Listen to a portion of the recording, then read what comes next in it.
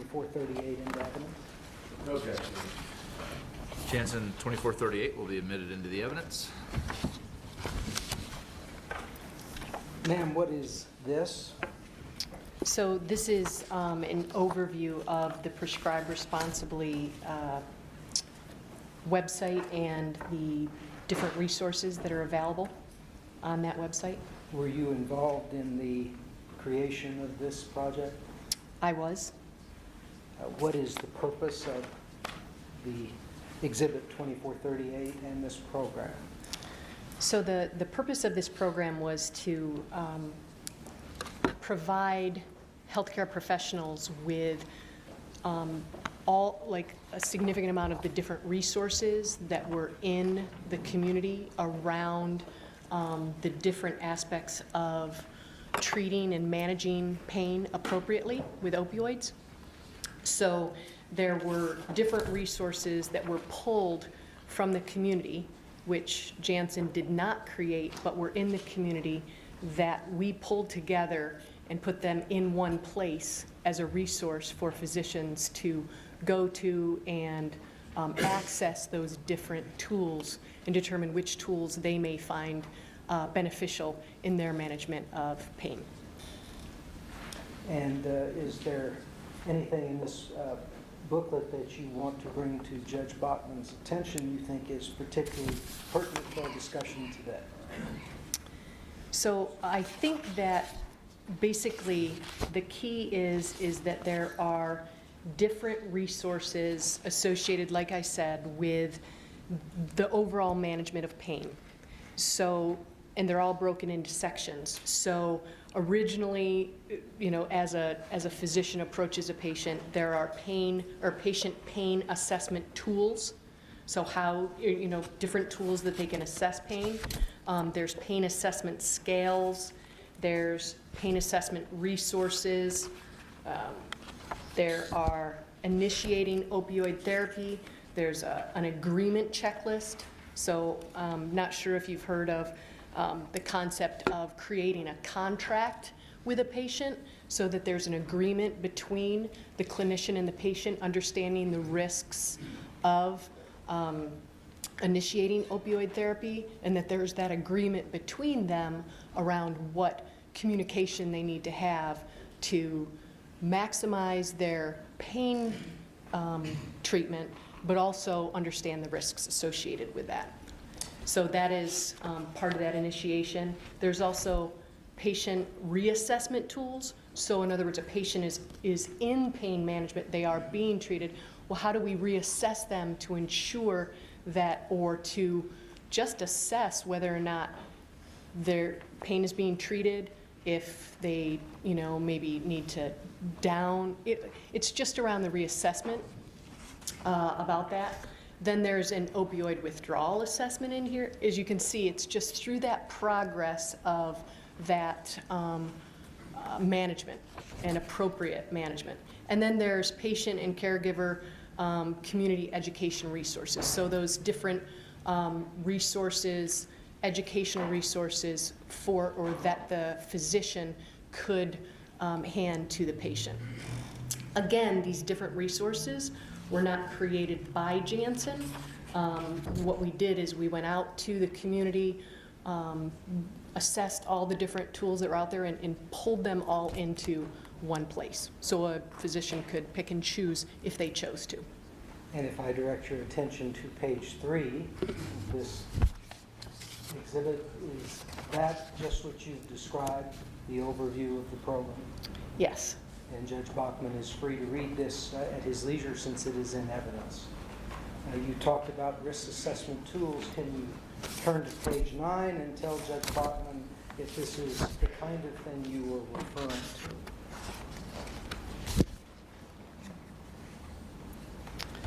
So yes, these are the different risk assessment resources, again, that were in the community at the time.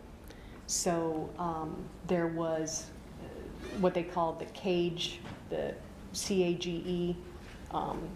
There was the Brief Michigan Alcohol Screening Test.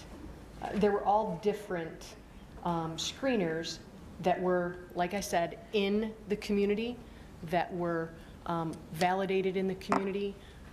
Physicians may use one, they may not like another. It really was, we were trying to pull them all together so that they had them in one place so that they could access them if they wanted to. You were talking yesterday briefly about a program called REMS, R-E-M-S. Yes? Can you remind the court what that program is? The risk evaluation mitigation strategy. And was Sam, you mentioned the other day, SAMHSA, S-A-M-H-S-A. Yes. And was that part of this program as well? Were they part of this program? So SAMHSA had a patient screening, as you can see down here. And that was a step-by-step instruction for patient risk evaluation interview. And can you just remind the court what that acronym stands for?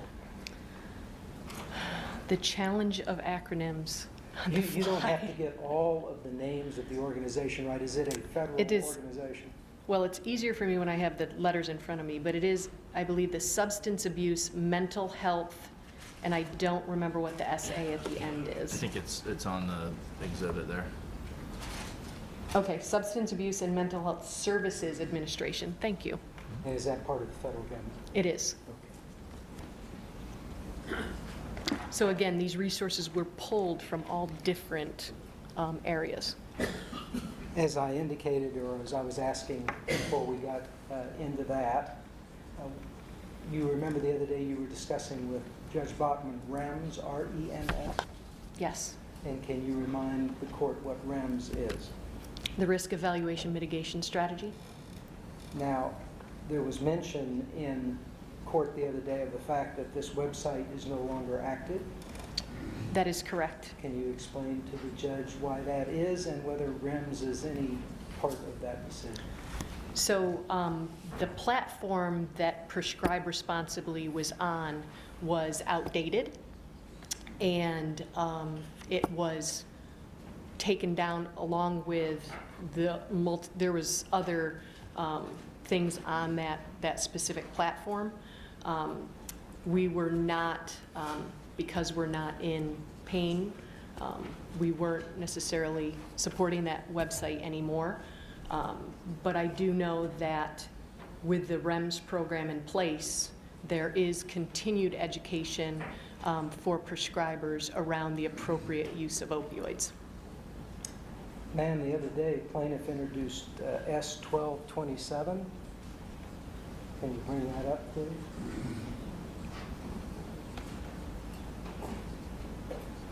Can you tell us what this is? So this is an email that was sent from Laura Flannery. Laura Flannery was part of Decile 10. That was the agency that I worked with and they were part of helping with the Prescribe Responsibly site. She is describing to me the copy that's below, and you can see the verbiage here. As I said, the resources themselves were not created by Janssen, but there was point in the overview itself, there were brief descriptions of the different resources. And so this is just the copy of explaining what that resource is about. And so she's asking me to look at that brief introduction or that brief overview of what that resource is that would be on the website. Thank you, ma'am. And as I recall this program, I'm going to get them all confused, that we've just been talking about because they all have similar names. Prescribe Responsibly was a program that was in 2010? Yes. All right. I want to take you back 1 year now to the year 2009 and ask you about a finding relief. Does that ring a bell? Yes. Okay.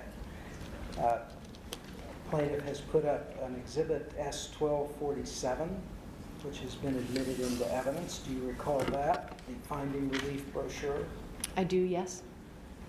You want to put that up, Janice? Just a reminder, it has been admitted into evidence as plaintiff's 1247. Can you again talk to the judge about what this is? So Finding Relief was an educational program that we engaged the American Association of Pain Medicine, as well as the American Geriatric Society. We worked with them on this educational program that was geared toward older adults and the management of pain, or the pain that they may be having. It was a very general education program that we engaged with them on, just to talk to older adults about the pain that they're having and how they should, talk to their provider about what they're experiencing. Was this brochure available direct to the patient, or did you have to go somewhere to get it? No, this was actually a brochure along with a DVD that the physician had, and the physician would choose, if they provided it to the patient or not. And as I understand it from your testimony, this was done in conjunction with the American Geriatrics Society? It was, yes. Is there a table of contents to this brochure? Ms. Conway, can you put that up if there is, so she can see it?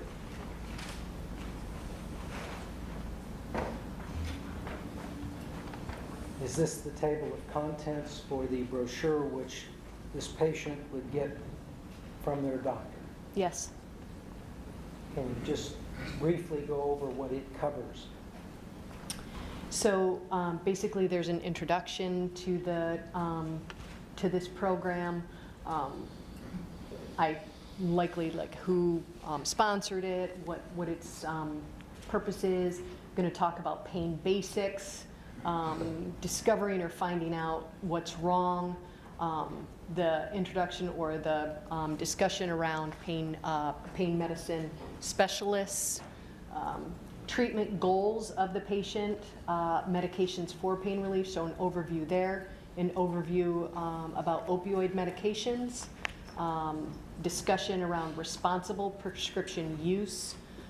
They talk about injection therapies, they talk about physical therapy, so the different multimodal approach to pain management, counseling and emotional support, alternate and complementary approaches, so this would be exercise, different things, tips for managing pain, and then resources for hope, followed by resources that are available to them. So they outlined some of the other resources that are available.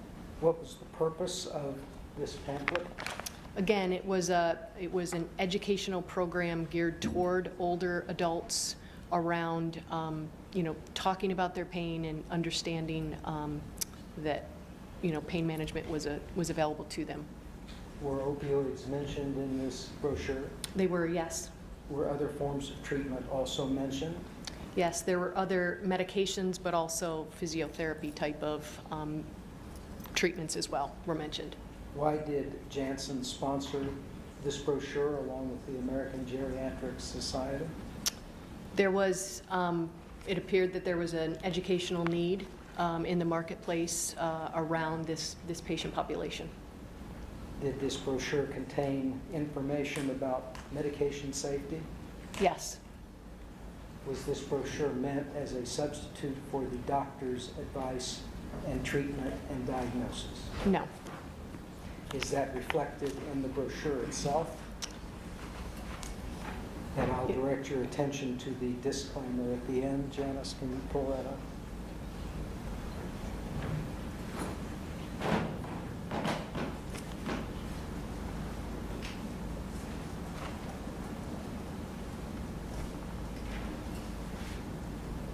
No, that's the sponsor section.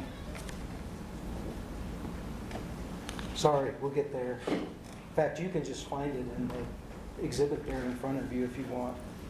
The judge can read it at his leisure. I don't have the exhibit. Right, there you go. There you go. And can you tell the court what this is? Yes. So it says this guidebook and DVD program are intended for informational purposes only, with the understanding that no one should rely upon this information as the basis for medical decisions, Anyone requiring medical or other health care should consult a medical or healthcare professional. Any actions based on the information provided are entirely the responsibility of the user and of any medical or other healthcare professionals who are involved in such actions. All right, thank you. Would you please put up Plaintiff's Exhibit 1166?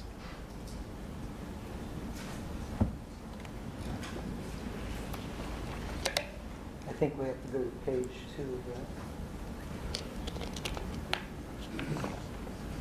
You recognize this? I do. I want to talk about this. What is this a part of? So Imagine the Possibilities is a coalition that was created.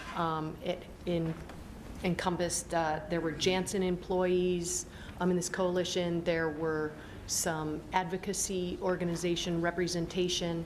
There was academia, so there was Georgetown University, Duke University, University of Pennsylvania, a wide variety of individuals that were on this coalition.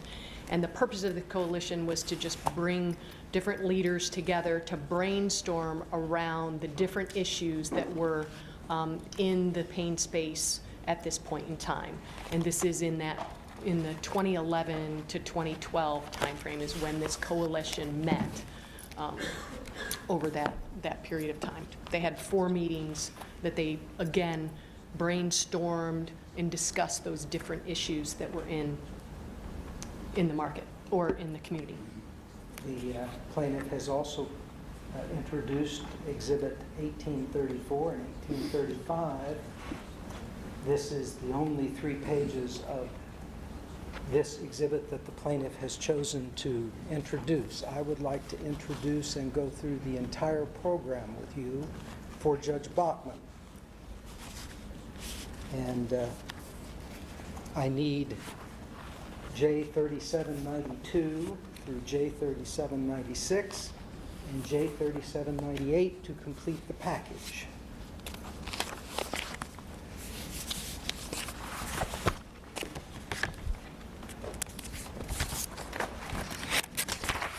We'll start with 3792.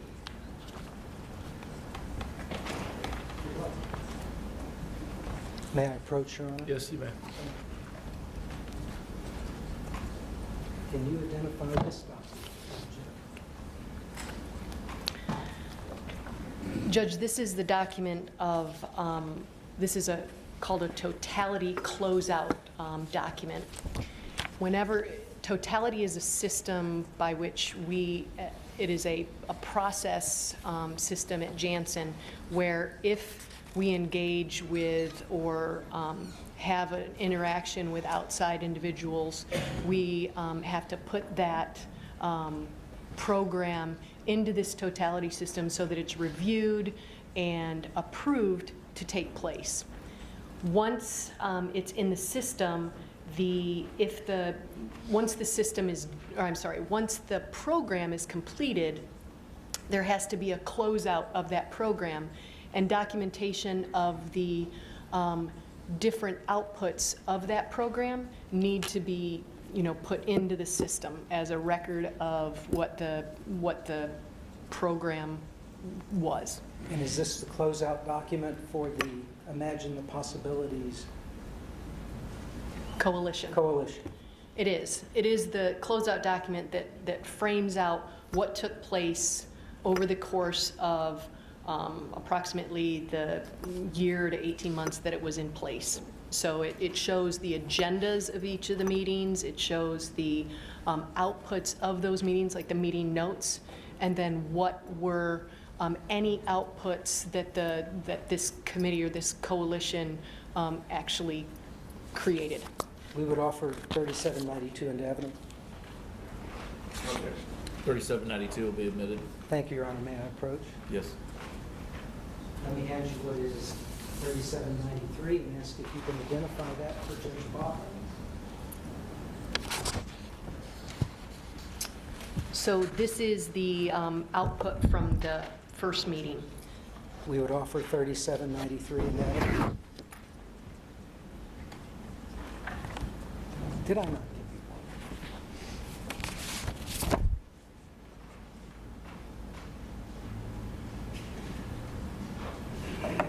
one? We'd offer 3793 in evidence. 3793 will be admitted. May I approach with 3794, Your Honor? Yes, you may.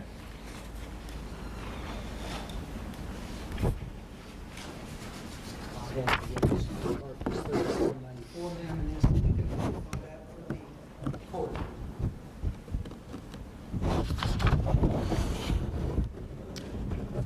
$37.94 is the outputs from meeting number 2. We'd offer 3794 in evidence. 3794 will be admitted. May I approach, Your Honor? Yes. I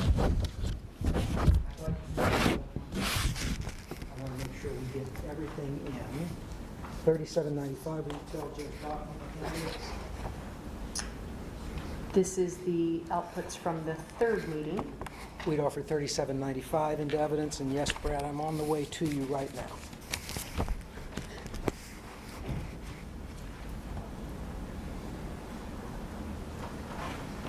No objection. 3795 will be admitted into the evidence.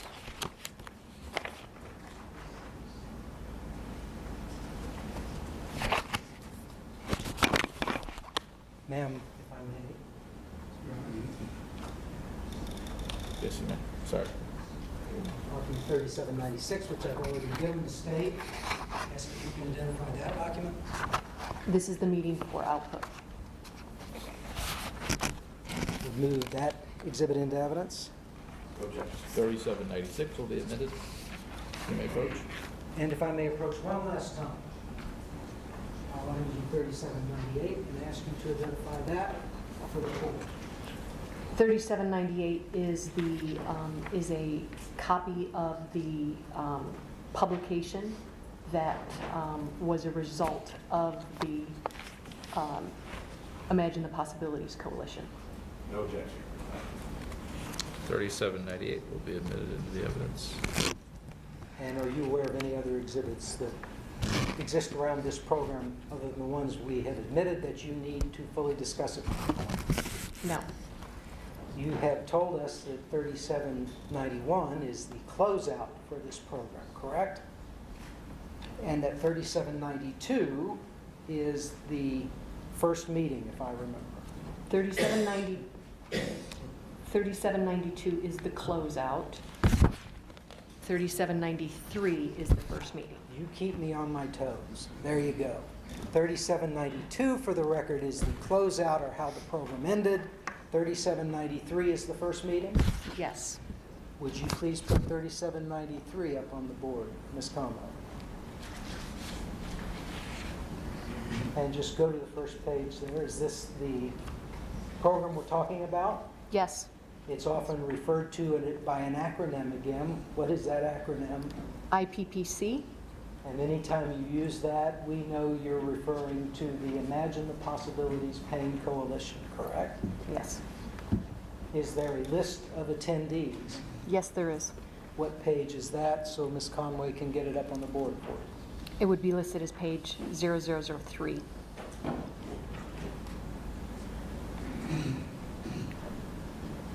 And just pick out, I see Robin Cohn, her name has been mentioned earlier at J&J Services. Yes. Can you tell us some of the people who attended this that did not work for Janssen? So yes, David Bushwood would be from the Department of Pharmaceutical Outcomes and Policy at the University of Florida. Art Kaplan, the Center of Bioethics at the University of Pennsylvania. Penny Cohen, the American Chronic Pain Association. Myra Glatchen from Pain Medicine and Palliative Care at Beth Israel. Howard Height from Georgetown. We had Richard Payne from Duke University. Frank Sapienza from the Drug and Chemical Advisory Board. We also had Jack Henningfield from Penny Associates. Bob Twillman from AAPM, Psychiatry and Behavioral Sciences from the University of Kansas, April Valorin from Wayne State University School of Nursing. Now, were some of these people also key opinion leaders?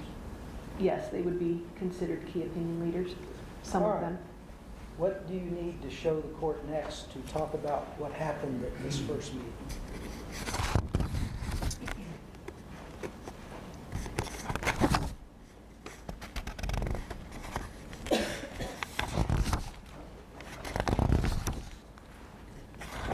Sorry, Judge, let me get to the page that...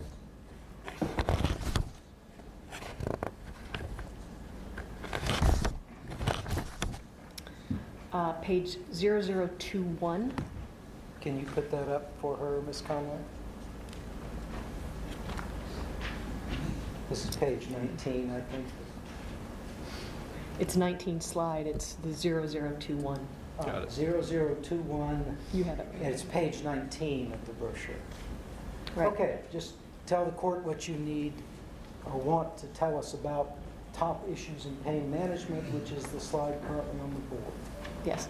So as I said before, this coalition was coming together to brainstorm around the different issues that were taking place in pain management. And the group came together, they broke into, it appears, as 3 teams. And what I'll call your attention to is the 5th bullet down around, and the word says prevention. So in the context here, prevention would mean what we would think it would mean, prevention, avoiding. And it says in parentheses, potentially work with professional athletes, targeting kids to approach pain management more proactively. And so when you look at that, you need to, again, that first word, prevention. So preventing the progression of pain. That was what they were talking about as far as in this top issues in pain management. All right, and if we go back, I see something we've already talked about. Team 3 was dealing with the implementation of REMS. Yes, That's that program you discussed that has a surveillance aspect and an educational aspect. yes, And that policy or program is in effect now? yes. All right, anything else in that particular brochure you want to call the board's attention to? No. Well, let's go on to the next exhibit then, which I think you told us was ED2. Yes, 3794. Can you put up 3794 for us? And can you explain to the court the meaning of this slide as it relates to this program? So this again, the sub-teams are meeting, they're brainstorming, they're looking at what it is that they're thinking as far as messaging, plannings around pain management. Coming from the first meeting when they're talking about prevention, they're looking at, media outreach-wise, how would they do that? Again, that word that I know plaintiffs don't like, targets, this is referring to audience targets. They were looking at youth, veterans, and the public from a media perspective. And again, we have to remember, meeting to meeting, we're talking about preventing pain from progressing with this, with these individuals. Anything else that you want to bring the court's attention to as to that second meeting? Again, if you turn the page to 004, Please turn to 004 for her. it talks to media outreach initiatives. And again, this is a brainstorming session. This is not necessarily something that actually took place, but they're brainstorming around how would they do this. So they're talking about reaching out to youth, and they're saying reach out early at the elementary school level via respected channels, example coaches, delivering a practical message around pain is your body telling you something important. So again, this thought is educating the youth to recognize early if they have pain so it doesn't progress. So again, they're brainstorming, they're looking at what is happening today, and so that is the discussion that's taking place. And the things that you've shared with the court from first meeting and second meeting, were they all internal? Yes, all these meetings are internal meetings. Were they ever shared with the public? No. All right, anything else in meeting 2 that you need to show us? So we do see in meeting 2, the second bullet down, or the second section down, talking about veterans. Where do they get their information about pain management? And again, this is geared toward ensuring that veterans are receiving appropriate pain management. But again, this is just a discussion as far as this particular sub-team. Are you finished with meeting 2? Yes. Please feel free to move to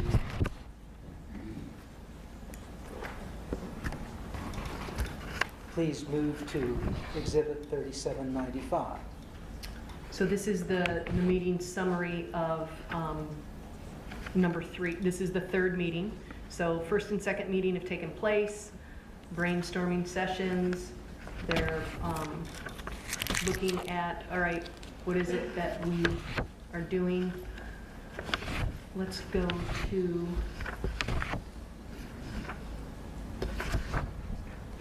so page 17 starts. Can you put up page 17 for her, Ms. Conway, so the court can see it?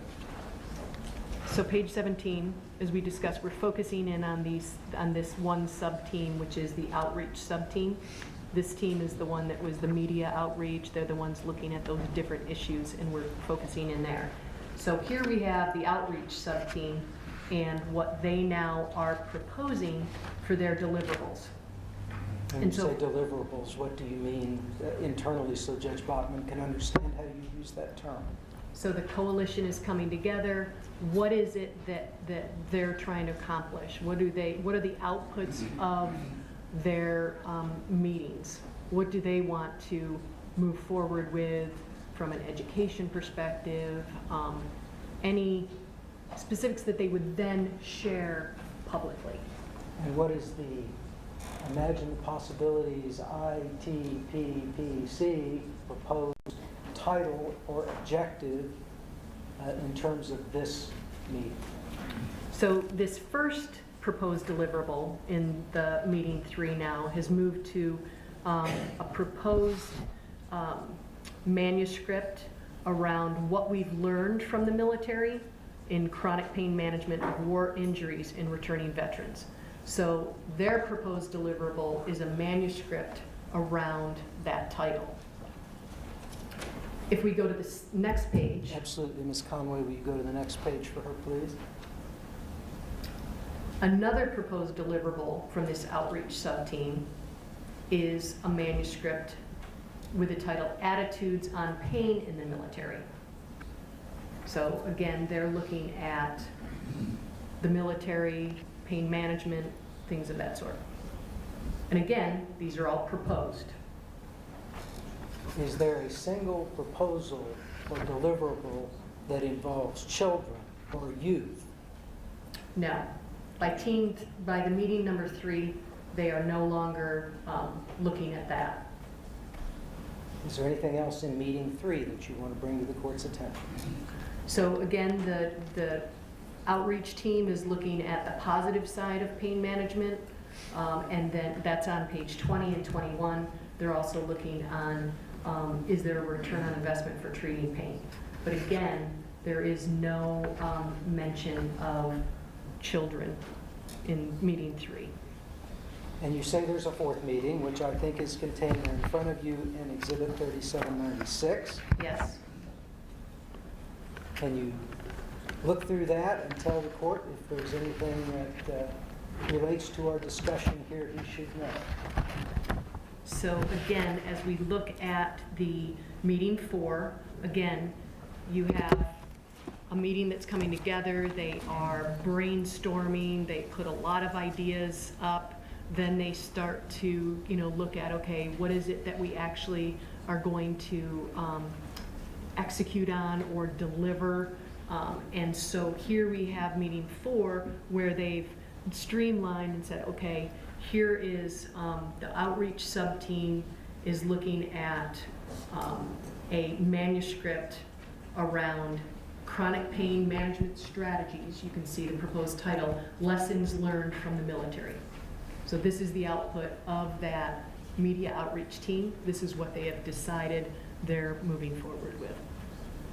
Now, the state has listed its Exhibit 1835, which is a draft of the manuscript. I have asked you to look at 3798, which was the actual published manuscript. Do you have that there in front of you? I do. Ms. Conway, can you put that up? Is this the output of this meeting? This is the output of the coalition. This is the only output of the Imagine the Possibilities Coalition. I want to repeat that. This is the only output of this coalition. Yes, it is. Was this published?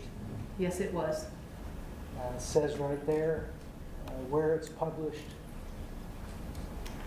Yes, Pain, RES, Manage, I'm assuming management. I don't know. Now, I want to go back to Exhibit 92, 3792. If I may just... Oh, absolutely. Please, if you need to point something out to the court, do it. So I've read through this article, and basically what this article is talking to is the lessons that could be learned from how the military has approached pain management with their returning veterans. They've put in processes and protocols in a step-by-step process and how they've treated them. And the article goes through talking to maybe there's things that we could put and use in the public, as far as pain management. So that is what the outputs were, is literally around, have we learned anything on how the military is addressing pain management with returning veterans? Ma'am, is there anything in this article that you've indicated you have reviewed and that the judge would have in evidence and can read in toto that talks about children or youth? No.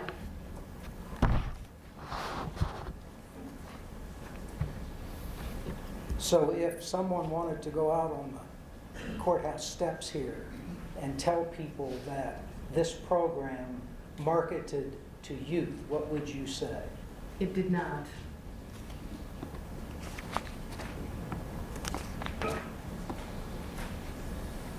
You have mentioned another program, however, that did mention youth. Smart moves, smart choices. Yes. We can move on to that now.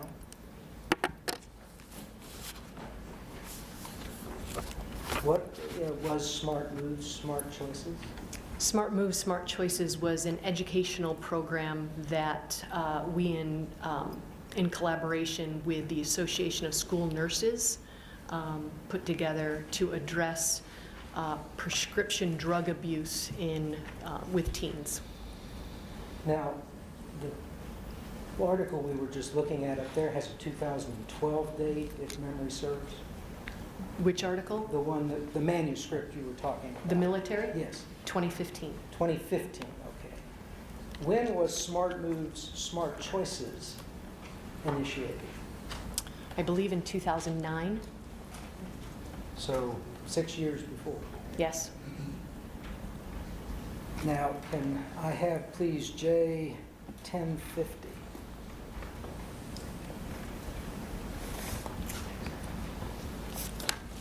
I'm going to hand you what has been on the Yes, you may.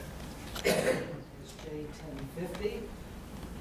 Ask if you can identify that for purposes of the court.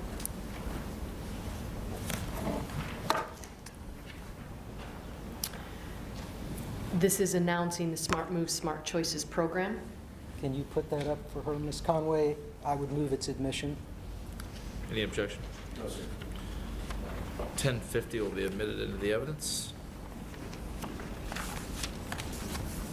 And again, can you tell Judge Bachman what this document is? This is a document announcing that the launch of the Smart Moves, Smart Choices program through the National Association of School Nurses. And if I read that date right, it's April the 16th, 2008. There you go, 2008, yes. No one's perfect. Who are you partnering? And Janssen is involved in this program? Yes, We see there the Ortho McNeil Janssen Pharmaceuticals disclosure. yes. You are partnering with whom? The National Association of School Nurses. Is there anything else in this letter or announcement that you need to bring to Judge Bachman's attention? Again, I think that we've talked about the concept behind, or the reason behind this program. There was teen prescription drug abuse that was a problem in this country, and so this was to address that, to help educate educators about this and how to deal with it. May I approach, Your Honor? Yes. I'm going to hand you what has been marked as J2402. Ask if you could identify that for Judge Bachman. So this is the toolkit that basically frames out the program.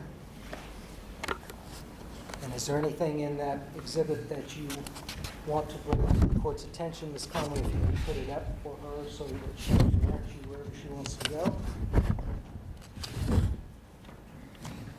So I would direct to 0007, just so that we can frame out like what is actually in this toolkit. So this is a toolkit that was designed by the school nurses as I'm well. sorry. They tell me I haven't formally admitted this, so I will do so now before we go into it. What's the exhibit number again? 2402. J2402 will be admitted into the evidence. Thank you for reminding me, Amy. Keep up the good work.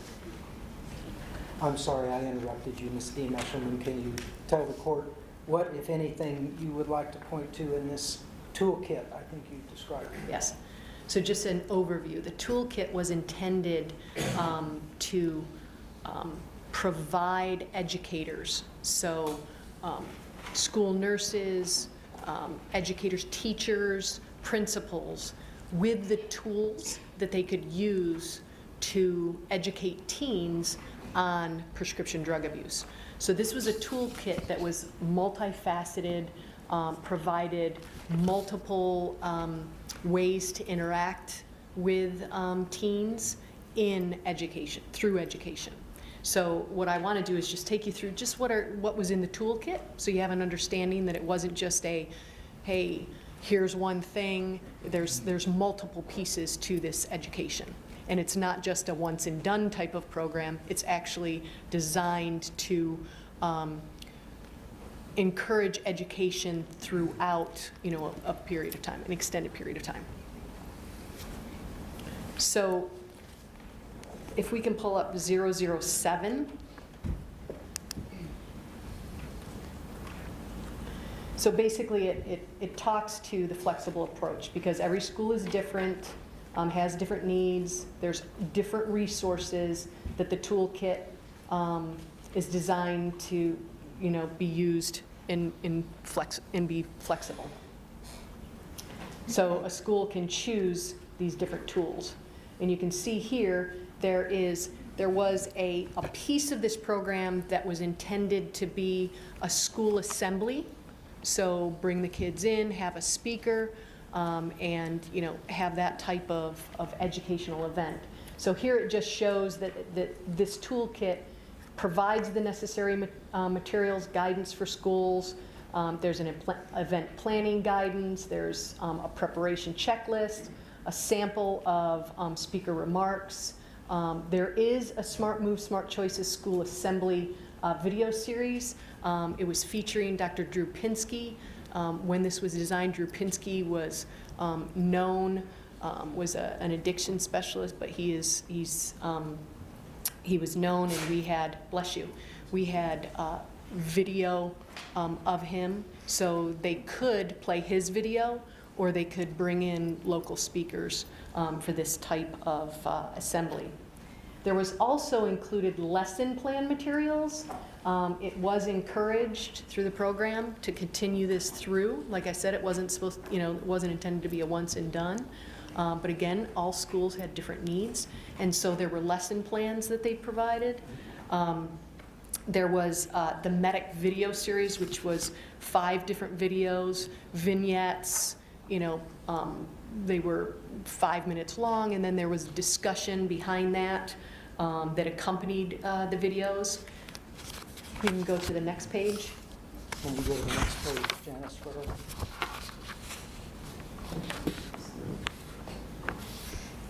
There were year-round materials, so there were posters, stickers, there was a parent flyer that the school could send home. Again, every school, they could pick and choose, they didn't have to use, it was left up to them.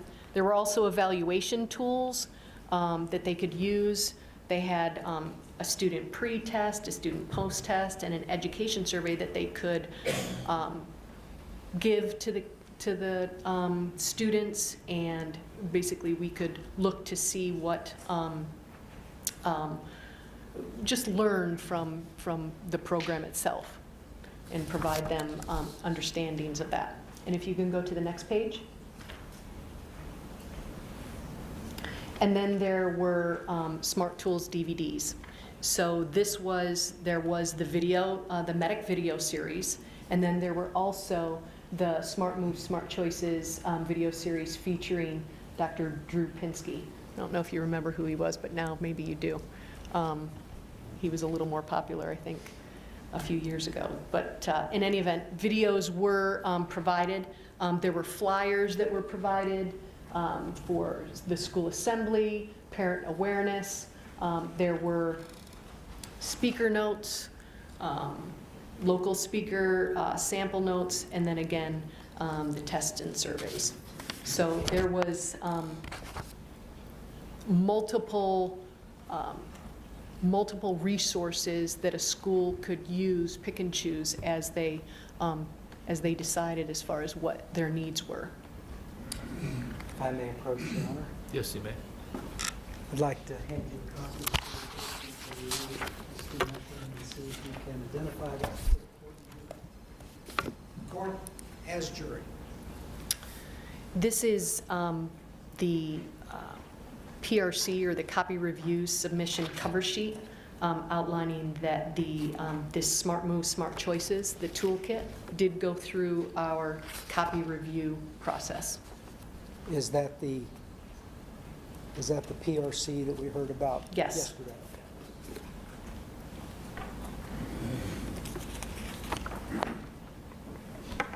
There in that booklet, can you point out where that is contained so the court will know it? So it's always identified on the back of the resource itself. It would have an identification number that shows that it went through our copy review process. Yes, we would move for the admission of that document, Your Honor. 1338. 1338. J 1338 will be admitted into the evidence. If I may approach one more time. Yes. I'm going to hand you what has been marked as J 1196. Ask if you can identify this. So this is an overview of, in December of 2009, this is looking at how the program is doing, basically. So this is just looking at basically the outputs of the program, the successes. Move the admission of 1196.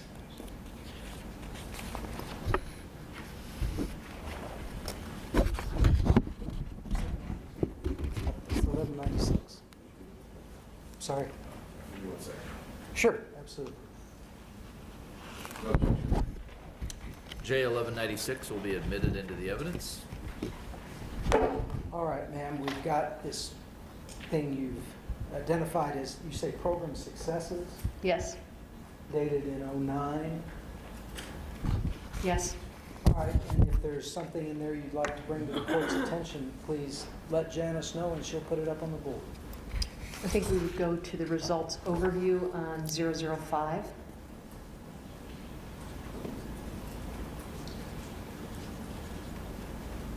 Okay? And it's on the board now for you, ma'am. You may use the exhibit in front of you or the board, whichever you prefer, to tell Judge Bachman what you want him to know about this. So part of, this program was to ensure that it was, the awareness was out there. So you can see from a media impact perspective, Dr. Drew Pinsky was interviewed by 41 media outlets and reaching an audience of more than 9 million. There were 600 placements about the program. But more importantly, from an educational video and curriculum standpoint, more than 100 requests for DVDs from school nurses, teachers, community substance abuse educators, and counselors were seen. There were 90,000 postcards delivered to physician offices. There were 500 DVDs distributed to school nurses at the National Association of School Nurse annual meeting, and 1,500 DVDs and postcards during Pain Week. There were more than 30 requests from school nurses to host a local assembly, and there were 3 school assemblies held in markets impacted by prescription drug abuse with key community members, parents, and media outlets. So the toolkit posted, so it's located on the National Association of School Nurses website, and it was viewed more than 1,600 times, which Was this program a success? it was viewed as a success, yes. And why I do you have a say question. What is Pain Week? Pain Week, honestly, I don't remember what Pain Week was. I can tell you what I assume it probably was. It was probably a week that was identified as pain management, attention to pain management, or it could have been a congress that took place. I honestly don't remember. You said a congress? Yeah, like a conference, Oh, conference, okay, gotcha. but I don't know. You want the answer? I'm sure you can elicit it on your redirect. I have it. Thank you. Go And ahead, then sir. you've talked about assemblies. Did this program provide for assemblies? Yes, You've talked about DVDs. Did this program have DVDs? it did, yes. You've talked about some printed materials. Did this program have printed material? It did, yes. Was this program provided free of charge? It was, yes. Was it funded by Janssen? It was funded by Janssen, yes. I guess I should ask, was it funded out of the marketing budget? Do you know? It would have been funded out of, ultimately out of the marketing budget, yes. Is there a public relations budget as well? Yes, that starts at the marketing budget, but then the public relations budget is pulled from that budget. Only so many buckets. Correct. Okay. Now, we've talked about the toolkit. Is there anything else in the toolkit that you need to advise Judge Bachman about before we move on? Well, the toolkit was updated over the years, so there was multiple things that would come into the toolkit. So, but I think we've reviewed the majority, or that I've given you a flavor of what was in the toolkit. If we go to that exhibit you have in front of you, 2402, page 27, does that describe the toolkit?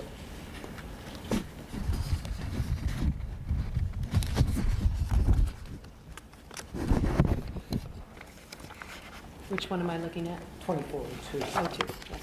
I'm sorry. Which page? 27, I think.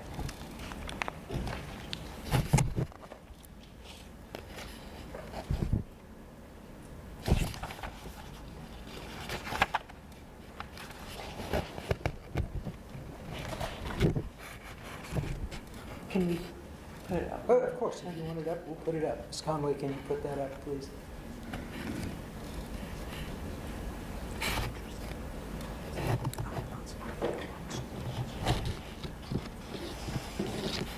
This talks to the lesson plans. All right. And is that part of the Smart Choices, Smart Moves, Smart Choices program? It is. All right, now go back to the exhibit we were at. Would you please turn to page 3? That is, I'm sorry, I wrote on page 6, I think. You were on page 5, I think. I was. And would you just flip back a couple of pages to page 3 and tell the court what is on that page? On the page is the critical issues and the goal of this program. Anything there you need to bring to the court's attention? From a goal perspective, this was intended to help safeguard teens from abuse of prescription drugs. And part of what we were trying to accomplish as an organization is to provide these types of educational programs to address some of these issues to reinforce our leadership role in pain management. Thank you, Ben.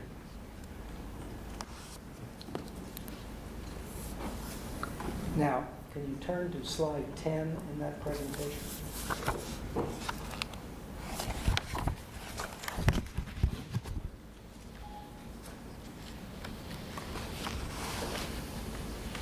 And can you tell the court what slide 10 represents? This one? Yes, yes. So slide 10 outlines we were trying to reach parents through doctors' offices. So as we talked about as far as the successes of the program, Pricara distributed 90,000 postcards and 27,000 DVDs featuring the educational videos and materials to physicians' offices for parents. Now, 3 pages before that on page 7, can you flip over there?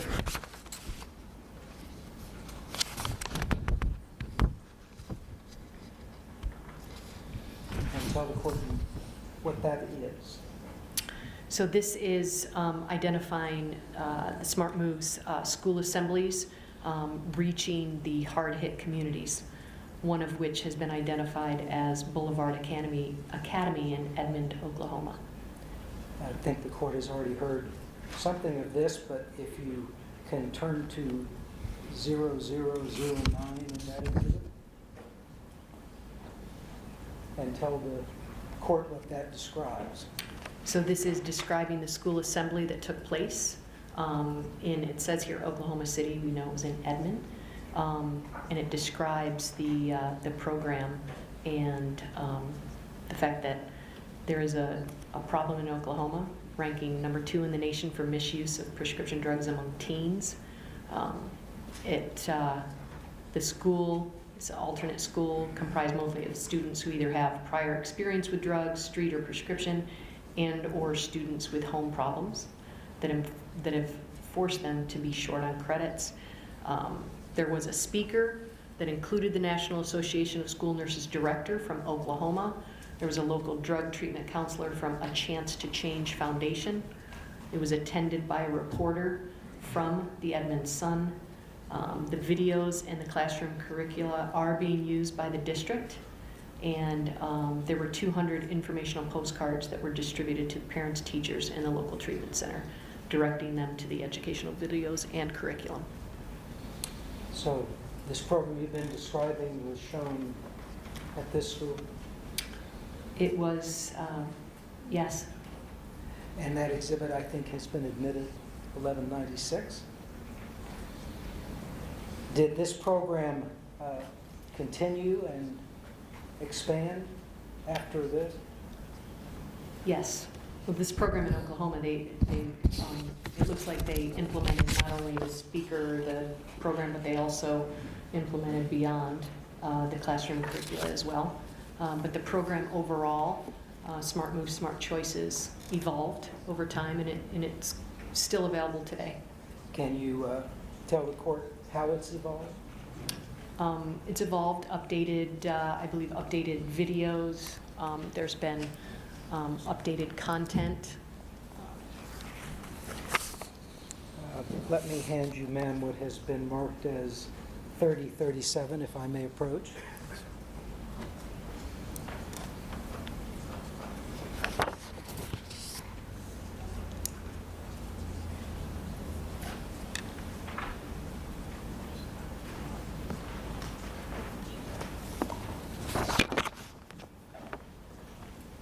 Can you tell the court what 3037 is? This is a medicine safety tips output of the Smart Move, Smart Choices program. We'd offer 3037 in evidence. Any objection from the state? And J 3037 will be admitted into the evidence. is this an example of what you were talking about when you said that the program had continued to evolve and expand? Yes. What is the purpose of this? Is this a poster or a what? I believe it's an educational material. Okay. And what is the purpose of the poster? I believe it's to call attention to early education around medicine safety tips, safeguarding children. All right, there was a video played in opening. Is that part of Smart Moves, Smart Choices? Yes. We have that listed as 3013, and we will not play it again for the court, but I'd like to offer it into evidence at this time. Yeah, no objection.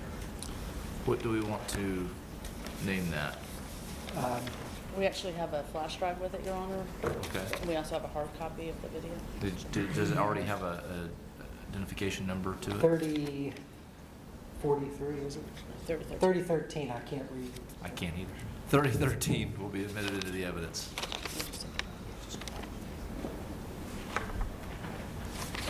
I have one question for Ms. D. Meshelman. The video that was played and then the exhibit we were looking at a minute ago showed that one of the schools was the Belore Academy. It was an alternative school. Looking at the program, was it primarily aimed at alternative type schools, or does that just happen to be one example here in Oklahoma? That is one example in Oklahoma. It wasn't focused on alternate schools. It was like across the board, public schools included. That was just one specific example of where the program took place. Thank you. Thank you, Your Honor. Is Smart Moves, Smart Choices still an active program? It is, Still evolving? yes. Still being funded by Janssen? It is not being funded by Janssen. Tell me No. how that's going. Tell me how it's being continued. So the Association of School Nurses still, owns the program. We've given them the ownership of the program, and so they have continued that program. Thank you, Ms. D. Meshelman. Is that all you would want to tell Judge Bachman about the Smart Moves, Smart Choices program? Yes. All right. The time, hopefully, for you on the stand is coming to a conclusion. You've been up there quite a while, haven't you? I have. And in addition to that, you were deposed over the course of, if I'm right, 8 days. Yes.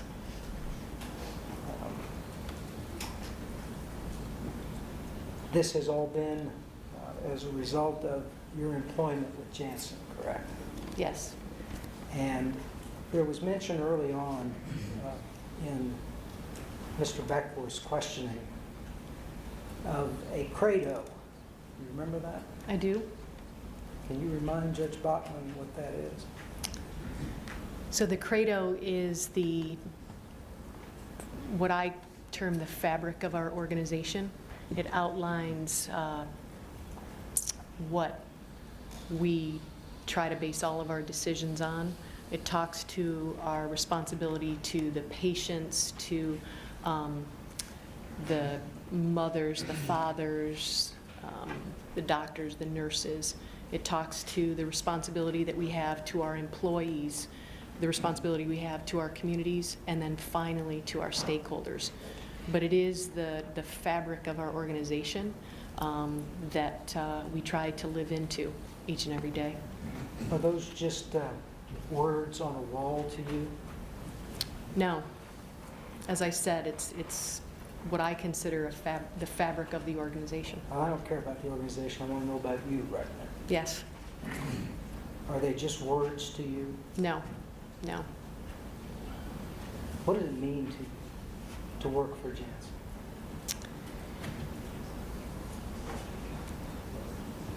I believe that Janssen is an incredible organization. I think that we practice with the highest of integrity, and I believe that it is a great organization that brings amazing medicines to people. I think we improve people's lives or try to improve people's lives every day. Now, in this case, and in your testimony before Judge Botman, we have been confining our discussion, and I want you to confine your discussion now to the Class 2 opioids that we have discussed, Lucenta and Duragesic. Do you believe that they were unique products? Yes. Do you believe they brought value to patients and physicians who needed them? I do.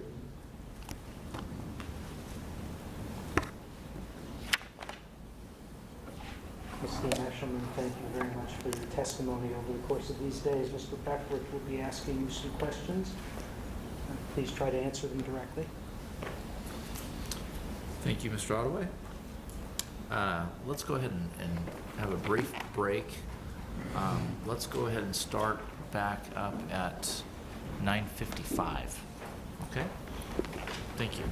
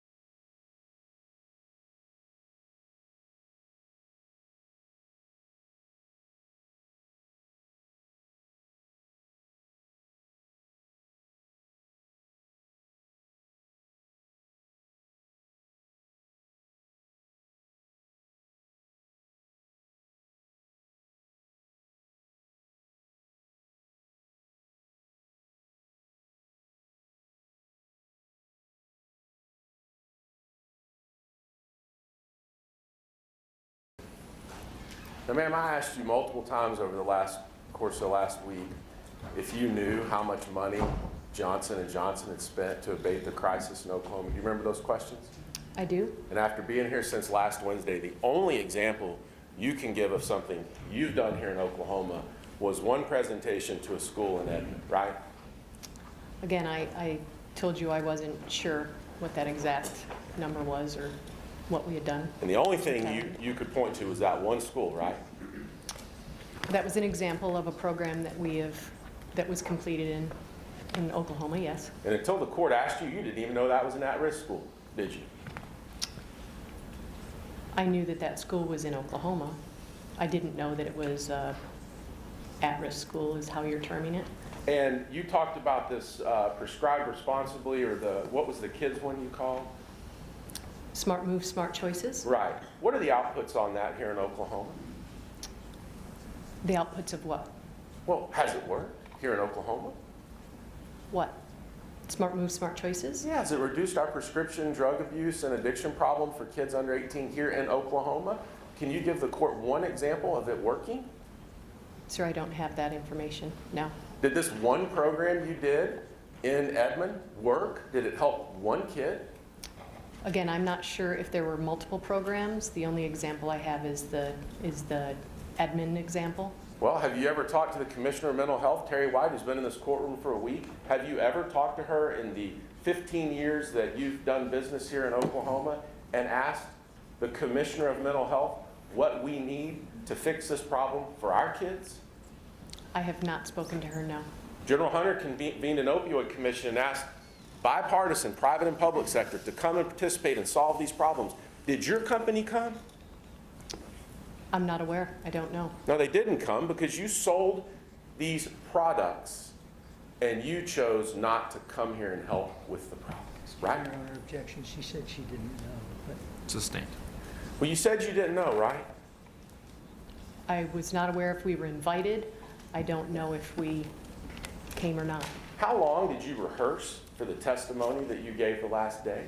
objection to the form of the question. Your Honor, may I respond to that? I don't need to know what she was told by her lawyers, but I think we're absolutely entitled to know how long she sat with these lawyers and rehearsed that script. Objection again to the form of the question and the speech. Overruled. I did not rehearse. How many hours did you spend with them? Over the course of this entire trial and deposition, Preparing for your testimony in court. a few days. Okay. Now, do you remember this IPCC that we talked about a minute ago? I do, yes. Now, you sure knew a lot about that this morning, right? I did. I asked you about it under oath a few months ago, and you said you didn't even know what it was. I didn't know the program at that point in time. I didn't remember it. But you do know now, I do because I researched it. prepping with your attorneys to be under oath again here today, right? Again, I Your Honor, researched. objection to the form of the question. Overruled. I did research the program to better understand what the program was about and what the outputs were. Well, did you research our abatement needs here after I've asked you that question multiple times? I have not.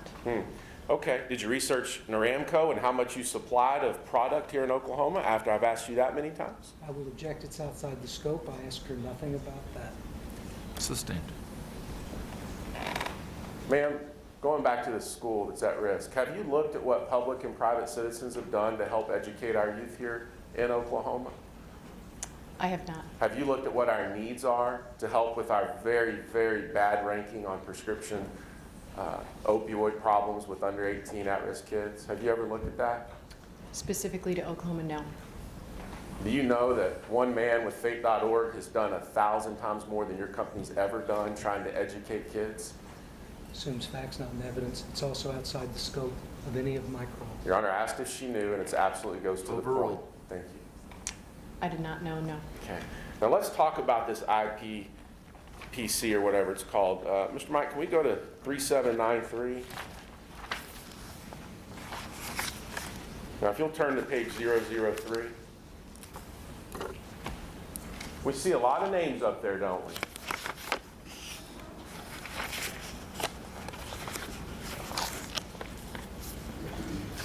What number are you on? Page 003. Of what exhibit? Your exhibit, 3793. It's right there in front of you on the screen. I see it, yes. Right there, Howard Height, that's a KOL that you and Purdue paid, isn't it? Howard Height was a KOL that we engaged with. And Purdue engaged with, paid, right? That I don't know. Bob Twillman, the AAPM, he's a KOL that you paid, right? I don't recognize his name. And the AAPM is one of those groups you funded, isn't it? The American Association of Pain Management, or Pain Medicine. We did engage with them, yes. Well, you engaged to leverage, right?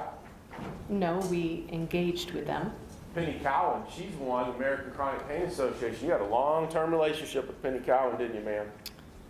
We worked with and funded the American Chronic Pain Association. Let's turn to page 6 of that document. Imagine the possibilities, Pain Coalition. Let's look at that blue box on your vision. To create a broad-based community in the field of pain management focused on influencing the pain narrative. You see that right there? I do. We see that word again, influence, right? That is what's written, yes. Okay, now if we look down to the box, public opinion, public attitude, we see, again, inform public attitudes, social media, trusted websites. You see that? I see that, yes.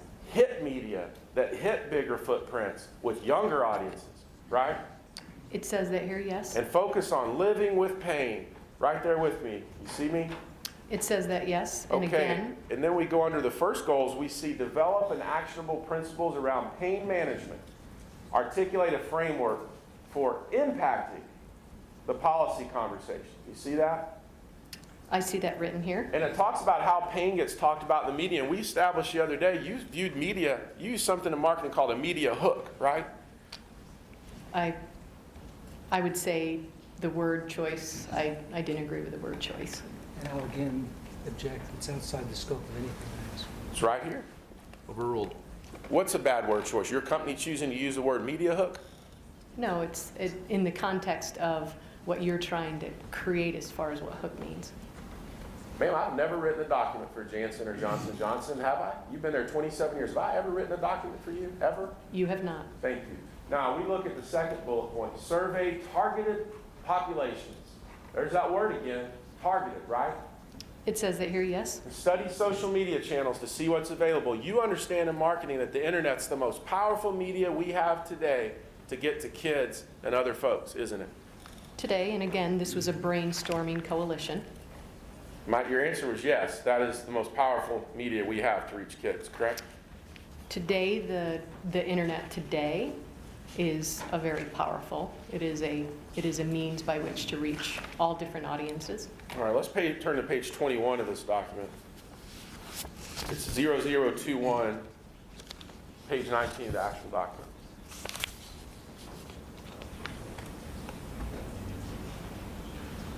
So we see top issues in pain management. You with me?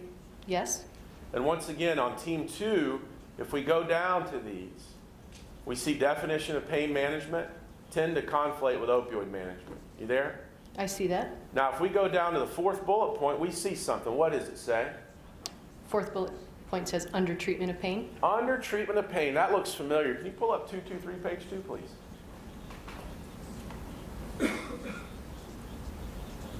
Pull that up, please, Mike. Here on your pre-launch for your drug, Nucynta, we see something. What does it say? Consequences of under treatment. Review what we agreed upon about chronic pain, and then what does bullet point 2 say? This is the hook. This is the hook. And if we go down back to your document, 3793, and we look at raise awareness, it says underneath it, what does it say?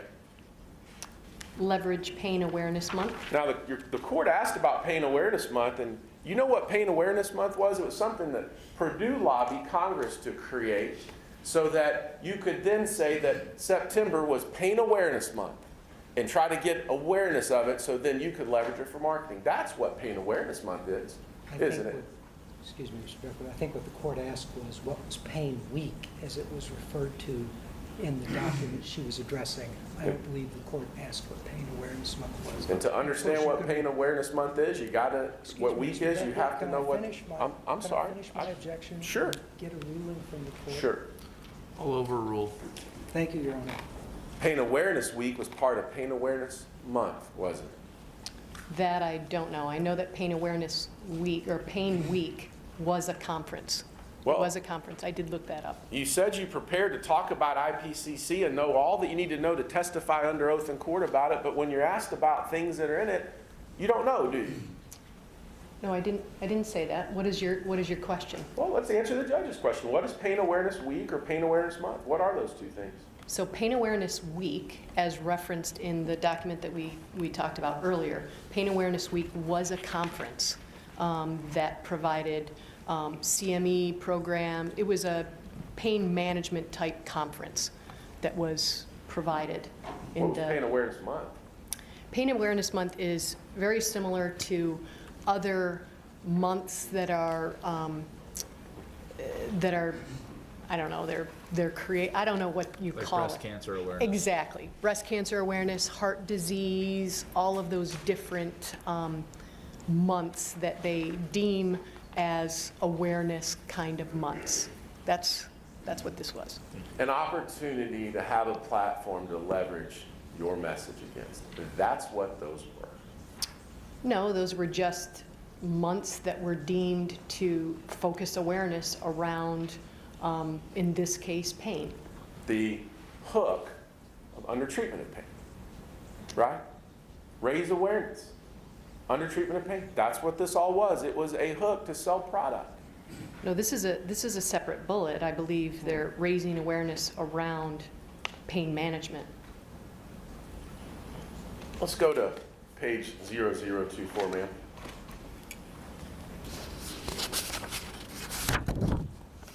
We see again with your vision, it says initial top area to focus on, targeted, effective communication. You with me? I see that, yes? And under public opinion, public attitude, it talks about informing public attitudes, and it talks about using social media and websites, right? It says that here, yes? You know that the ultimate direct-to-consumer straight marketing advertising thing that is in the world is going straight to the World Wide Web because anybody can access anything, right? The web is a platform. And yes. right there, you're talking about how to inform public attitudes and hit bigger footprints with younger audiences, right? It says that here, and again, this is a coalition that is brainstorming around different ideas. Brainstorming around person with pain empowerment and creating the idea that pain is undertreated, right? They're talking about all the different issues in pain. Now this idea of undertreatment of pain, now when was this document created? This document was in 2011, I believe. So 2011, you launched Duragesic in 1991, right? Yes. 20 years after your drug has been on the market, you still got a problem with undertreatment of pain, right? That is in the community. They are speaking about that, yes. All right, let's turn to page 28, please. Now, you see where it says shifting responsibility and it says empowering patients to talk about or take personal responsibility? I see that, yes. Okay, look at our tools. You remember in your drug company's opening arguments, we saw a deal about our abatement plan that talked about meditation and yoga. Right there, you're saying that you need to empower patients to have tools to stress reduce, meditate, setting pace and priority. You right there are adopting that as something that's important to do, right? Again, this is a brainstorming session, just talking about different ways to empower patients. Not something to poke fun at, is it, ma'am? I don't believe we are poking fun at it. Okay, well, let's go to page 36, please. Now here it says subgroup follow-up. The definition of pain management does not equal opioid management. You see that? I see that written. In the 140,000 times your sales reps targeted decile doctors in the state of Oklahoma, how many times did your sales agents tell those doctors that they don't have to use opioids to treat pain? How many times? So they would have been treating pain with other forms before they got to opioids. How many times did your sales reps tell doctors in Oklahoma during the 140,000 visits that they don't have to use opioids to manage pain? How many times? I don't believe that our representatives would have told our doctors how to diagnose or treat specifically. You don't know of a single time that a sales rep told a doctor they didn't have to use opioids, right? I do not, no. Now, we go down here a little bit, and it says, third bullet point. Each year, more and more opioids are produced, but we are still talking about the undertreatment of pain. There is a disconnect somewhere, right? It says that here, yes. Those are Jansen's words Well, this is the coalition's words. that you funded with your employees on it, right? There were Janssen employees on this, May I yes. approach, Your Honor? Yes, you may. This is at the same time in 2011 that you sent sales reps 18,388 times into this state to talk to doctors. Your sales reps that were here in Oklahoma, right? Our sales representatives were here in Oklahoma. So we look at this. You launched way over here in 91, not even on the graph. And over this time, you sent sales reps in 01, 03, 05, again in 08, and peaking up here 18,000 times, 140,000 times. But there's still a disconnect, right? Still. It's talking to, there's still an undertreatment of pain. Your education, that's what you called it. Your sales reps educating 2011 in your document that you funded with your employees. There is a disconnect somewhere, right? In this document that's in, again, a brainstorming session with multiple individuals, it is written here. Because pouring kilogram after kilogram after kilogram of opioid product into this state did not fix the problem of undertreated pain, did it? That I don't know. They're talking about just, there's a disconnect, something's not happening, right? Well, we still had undertreated pain according to your words, right? It's said here, and yes, it's believed in the community. And after your 140,000 targeted sales visits in Oklahoma, while we hadn't fixed pain, we did have an opioid crisis, right? There is an opioid crisis. And that's the disconnect, right there. Supply, overdone, kills, right? No. Objection to the form, Your Honor, outside the statute. Sustained. Thank you. Now, let's go to Exhibit 3794. Turn to page 003 of that one, please. See where it says media outreach targets? Page, 3, man. I'm there. Targets. See that word? I do. I did not put that word on that document, did I? You did not. Now, you said this had to do something about abuse education. Well, let's turn to the next page. See where it says reaching out to youth? I do. Reach early. And it doesn't just say youth. It says elementary school level, right? It does. And it says deliver a practical message, right? It says that, yes. It doesn't talk about abuse or addiction there. It says pain is your body telling you something important, right? And in the first section, we talked about prevention. Right here, prevention's not mentioned. It's pain is your body telling you something important, right? It says that, yes. And that has been one of your hooks in your marketing strategies all along, that pain is your body telling you something and you need an opioid to fix that. That is not what this says. Well, let's look here at reaching out to returning veterans. Now, you see that there, right? I see that, yes. And you did that, right? Not out of this, out of Imagined Possibilities, no. We just looked at one of the articles that you guys got published, One of the articles that was in a physician journal, yes. that you were responsible for putting out and funding. That we were part of, yes. You also funded the book Exit Wounds via the American Pain Foundation, your go-to partner, didn't you? Your Honor, again, I'd object. Exit wounds was never mentioned in mine nor his examination until just now. It's right there, Your Honor. It's part of their strategy. Again, objection. Objection sustained. Thank you. Now, we see reaching out to media. Again, emphasize that the problem of poorly managed pain is often lost to the topic of fear of addiction. You see that? I see that, And we yes. saw yesterday this idea of the epidemic of pain versus the epidemic of addiction. You recall that document? Say One of that your again. marketing documents, you had a marketing strategy that said epidemic of pain versus epidemic of addiction. I don't remember that, no. And right here, it says, poorly managed pain is often lost on the topic of fear of addiction, even though it is an issue of many magnitudes greater concern. You see that? I see that written here. That is in 2001. While we have an epidemic in this country, you are saying that poorly managed pain is many magnitudes greater concern than addiction, right? I'd simply ask that the lawyer allow the witness to finish her answer before he moves on. Yes. Go ahead, please. No, I don't agree with that. Now, let's go to, give me 1 second.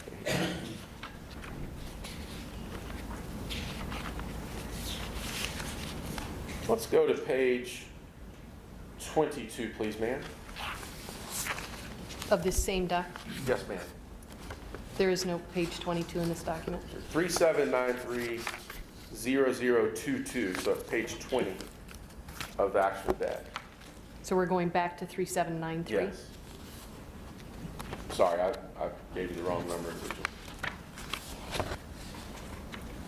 Let's go back to team 2 there.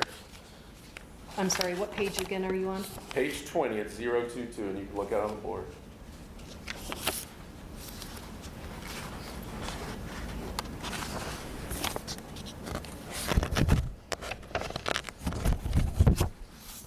Team 2, I see this. focus public attention on pain as a disease, right? It says that, yes? Now, leverage existing channels, i.e. Pain Awareness Month. It's right there, isn't it? It is written there. Let's go to 3796, please.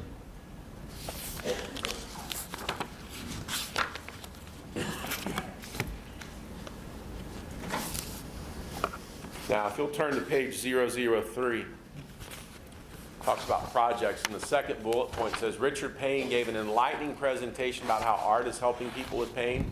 He also provided a status update on the IOM report manuscript. You there? I see that written, yes? You understand that the IOM report was something that your company used to leverage in advocacy and marketing to try to suggest that there were over 100 million people in pain? You'd have to show me that report again. Let's turn to page 005.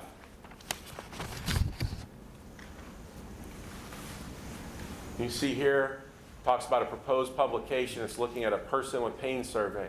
You see that? I do? You understand that one of the marketing strategies that was deployed throughout Janssen's involvement in opioids was to use surveys and then try to market the results of those surveys to encourage people to prescribe more opioids? I do not remember that, no. Okay. Now, let's go to the last page of that document. Now, if you look here, it says, talking about the IOM blueprint, advancing a national pain care agenda. Do you see that? I do? Chronic pain is experienced by 116 million adults and costs the economy $635 billion a year, right? I see that written. And y'all would market or use that to suggest that pain needed to be treated because and dealt with because it was a big cost to society, right? Chronic pain was a problem, yes? You're aware that the most conservative estimate is that opioid and the crisis related to it costs this country over $500 billion a year. I was not aware of that status. And That here status. it talks, I'm sorry, we finished. I was not aware of that statistic. And here it says laser focused concepts. Do you see that? I do? Now that was a marketing concept you used to have laser focus in your marketing strategies, right? I don't remember that, no. Well, let's look at 2375, page 20, ma'am. This is a document that was from your Nucynta ER launch that you were in charge of. We went over the other day. See where it says educate influence to maintain physician and patient access? You see that? I do? And right there under rationale, we see laser focus on states where access is threatened, right? I see those words written, yes. Okay, now let's go back to the 3796, Mr. Mike. We go back out just a little bit. We look at the approach and we see case studies. You see that? I do. Once again, we have target audiences, right? I see that. And if we go to B, it says young, elderly, safe and effective quality of life. And one of the things you marketed about was functionality, right? At this point in time, I don't remember that. And here it says adolescent, sports and activities, lessons learned, health matters. You see that? I see. Bottom line, each have one simple positive message to leave behind, to educate, to heal, to help, to care, to matter, right? It says that. Leave behind was something in marketing you always wanted to do, was to leave the impression that you intended to get across through marketing, right? Well, that was the message. Okay. May I approach, Your Honor? Yes, you may.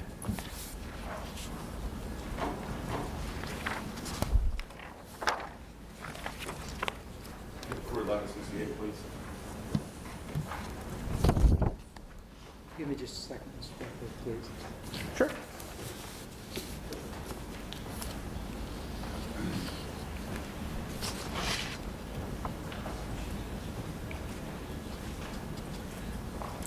You can't say it's. How can you have motion limiting when you went into the documents? Your Honor, it's subject to the previous motion limiting 2 and 5, therefore subject to that objection. Thank you. I will admit states 1168 into the evidence.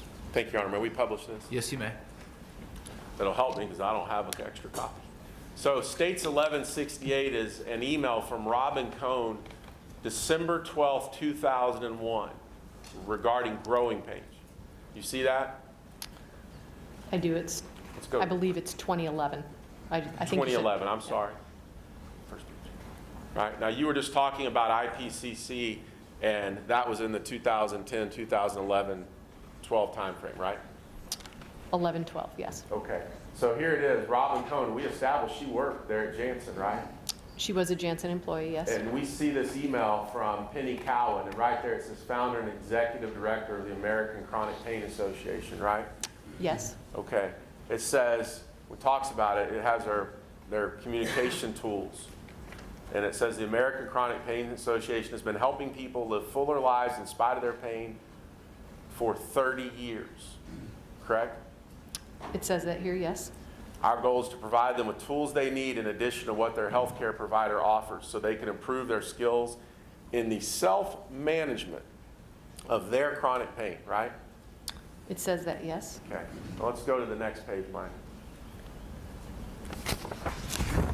Now here, she says, Penny Cowan, let's just step back. Penny Cowan was on the IPCC. We called her out just a minute ago, right? Yes. And the American Chronic Pain Association is a group that you funded as part of your advocacy exercise for years, right? So we did work with the American Chronic Pain Association. Okay, and here she talks about how in 2009, Pricara had provided funding for growing pains. You see that? I do. It says we could not move the project forward because it was not enough to begin the development. Since then, we have finally secured enough funding to move forward, right? It says that, yes. And she's talking about how she's about to launch a website for growing pains, right? Your Honor, again, Your Honor has admitted the exhibit, so that's fine. But growing pains, the website was not mentioned in Mr. Beckworth's direct of this witness over 4 days, or my cross yesterday or today, so it's outside the scope, and I object to it. May I respond to that, Your Honor? Yes. They absolutely testified under oath that they never did any of this, and this is the proof. It's absolutely fair game. They brought this up, they went in this document, they said they didn't do it, and it's right here. And they lost a motion to eliminate on this issue. May I speak? Are you done, Mr. Beckworth? Yes, sir?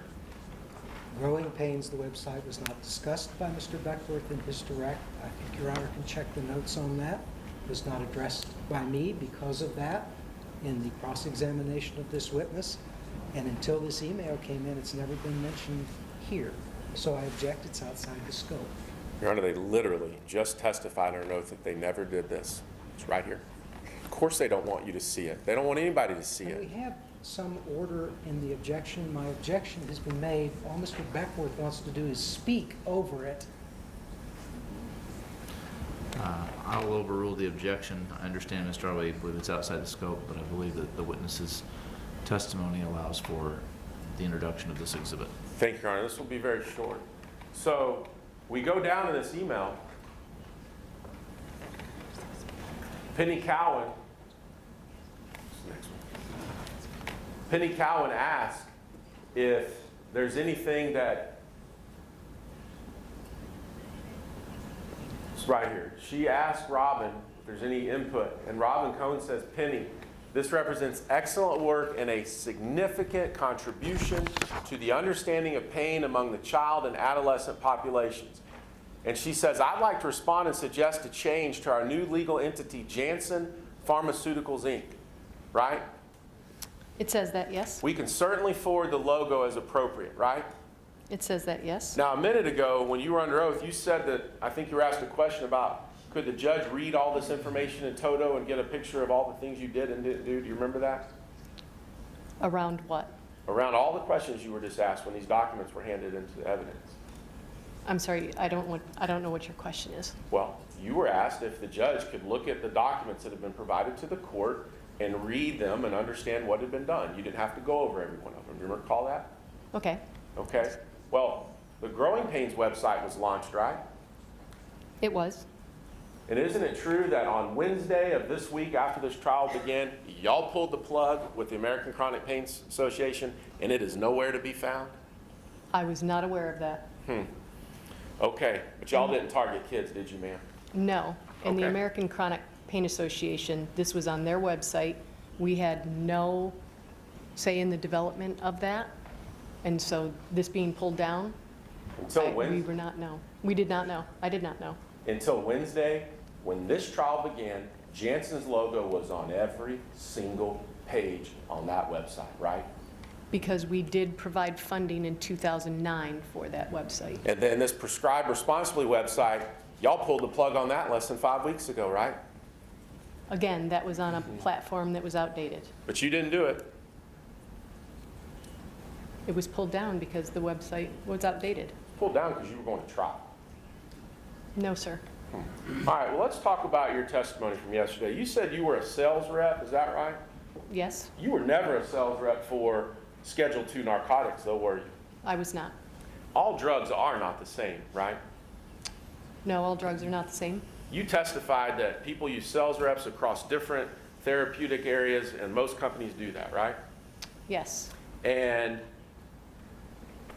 only certain drugs require DEA certification to prescribe, right? correct. Other drugs, non-opioids, they're not addictive like opioids, are they? There are drugs that can be addictive. Non-opioids had not been associated with abuse and death for millennia, had they? Explain what you mean by that. Well, what Mr. Katz told you. Opioids have been associated with abuse and addiction and problems since 300 BC. There is a risk associated with opioids, yes. That's not true for other drugs. There's not other drugs that you sell or sold that cause addiction. Or are there?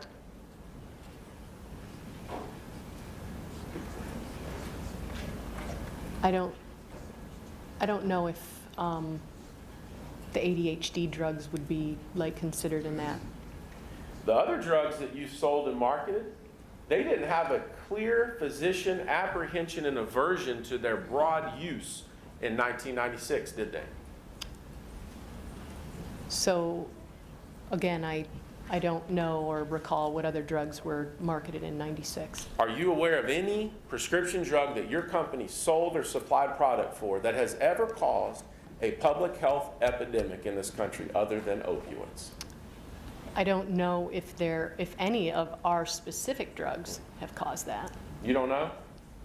I don't believe that ours have. Has any prescription drug ever, as a class, caused a public health crisis in this country? Ever? Has any? Yes, ma'am. Well, I believe that we've established that there is an opioid crisis in this country. Has any class other than opioids ever caused a public health crisis in this country? Not that I'm aware of. Now, you talked about Mr. Jansen or Janssen having invented fentanyl in the 1950s. I think you said 1951, right? I believe so, yes. If that's true, that was 48 years that happened from the invention of fentanyl until the time Janssen started marketing fentanyl to be used for non-malignant chronic pain. True? So I believe what you're saying is when we started to market Duragesic, Yes, ma'am. I believe that we launched Duragesic in 1991. Okay, so 1991 for cancer pain. Originally, we marketed it, yes, for And then- cancer pain. Sorry, and then you said sometime, I said 97, you said around 99, but sometime in that time frame you started targeting it for non-cancer chronic pain, right? Or 2000, whatever it was. So the Duragesic was always indicated for chronic pain, but we then expanded into non-cancer pain, yes. Let's call it 2000, fair? 99, I- 2000? I don't remember, or I don't know exactly when we did that. It was close to 50 years after the time that Janssen invented fentanyl, correct? It would be after we, yes, invented fentanyl. And for 50 years, with fentanyl being used in this country, we did not have a public health crisis, did we? So I don't believe so, no. But we sure have one now in Oklahoma, don't we? You have an opioid crisis, yes. Now, you testified that in 2015, Janssen made a decision to leave the pain business. You recall that? We did, yes. Now, just as we described, your company bears the name of the inventor of fentanyl, right? Dr. Janssen did invent fentanyl, yes. And in 2011 or 12, the CDC declared a prescription drug abuse crisis, didn't it? You'd have to put that date in front of me, but I'll assume you are correct there. And you know that thereafter, lawsuits started getting filed and regulators started hammering down on things like funding third-party groups to advocate for opioid use, right? That I don't know the timing of that. I don't know that. You're aware your go-to partner was one of those targeted by the Senate, right? I know that I'm assuming that, what partner are you talking about? APF. I know that APF was requested by the Senate committee to provide funding. When you decided to get out of the pain business, that was after the lawsuits, after the regulators were coming down, and after the CDC declared it a public crisis, right? Again, I think I need to object. It's outside the scope of anything I asked. Sustained. Ma'am, your company decided to no longer be in the opioid supply business because it did not want to tarnish the image that you just talked about, your code of conduct. No. Now, you've been there 28 years as a J&J employee, right? Almost. You have stock options. I don't know how much money you have, but you own stock in Johnson & Johnson, don't you? Excuse me, Your Honor. Again, outside the scope. Sustained. Thank you. Let's go to 1990 label, Exhibit 2762. We talked about this yesterday.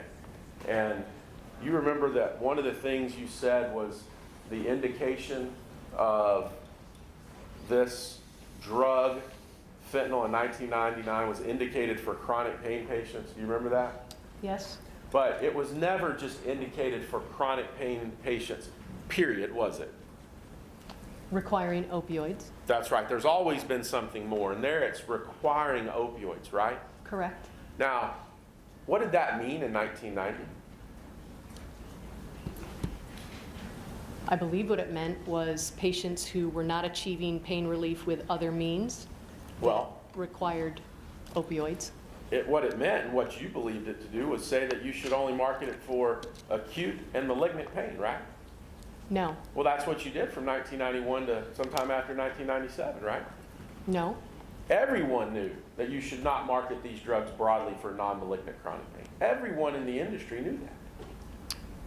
So we were marketing this under the approved indication. Well, you just changed your mind in 1998 or 99 and decided to go off and start doing it for non-cancer chronic pain? You just changed your mind? No, the recognition that there were patients that needed further analgesia. Well, did just something happen in 1997? Did patients across the United States just all of a sudden stop being how they were and all of a sudden start needing opioids? Sir, I don't know, but I know that there was a recognition that some patients needed further analgesia. On what day was it in the United States of America, and more specifically in Oklahoma, what day was it that something happened where everybody with pain for everyday problems needed opioids? What day was that? Excuse me, Your Honor, it's outside the scope and it's also repetitive. He's already asked this question twice in this series. I don't think it's repetitive. I think it's their entire marketing plan, Your Honor. I'm going to sustain the objection. Ma'am, let's look at your 2768, your black box warning. Now, when Mr. Ottaway was asking about this, I asked for clarification on the date, and I think we were told 2003. So let's look at it. Let's look at the indication. You see there, it says Duragesic is indicated for treatment of chronic pain. You see that? I do. Read for the court. What does it say in the parenthetical? Such as that of malignancy. That's always what Dr. Jansen and others for all those years prior to 1996 believed that opioids should be used for, right? Again, it's been asked and answered, Judge. Overruled. Thank you. Right? No, it was indicated again for chronic pain. It was never chronic pain period though, was it, ma'am? This is an example of what chronic pain could be. And it goes on to say chronic pain plus cannot be managed by lesser means, such as acetaminophen opioid combinations. Now, y'all sold an acetaminophen opioid combination, didn't you? Yes, Tylenol, that's a Johnson & Johnson drug. it is. Okay.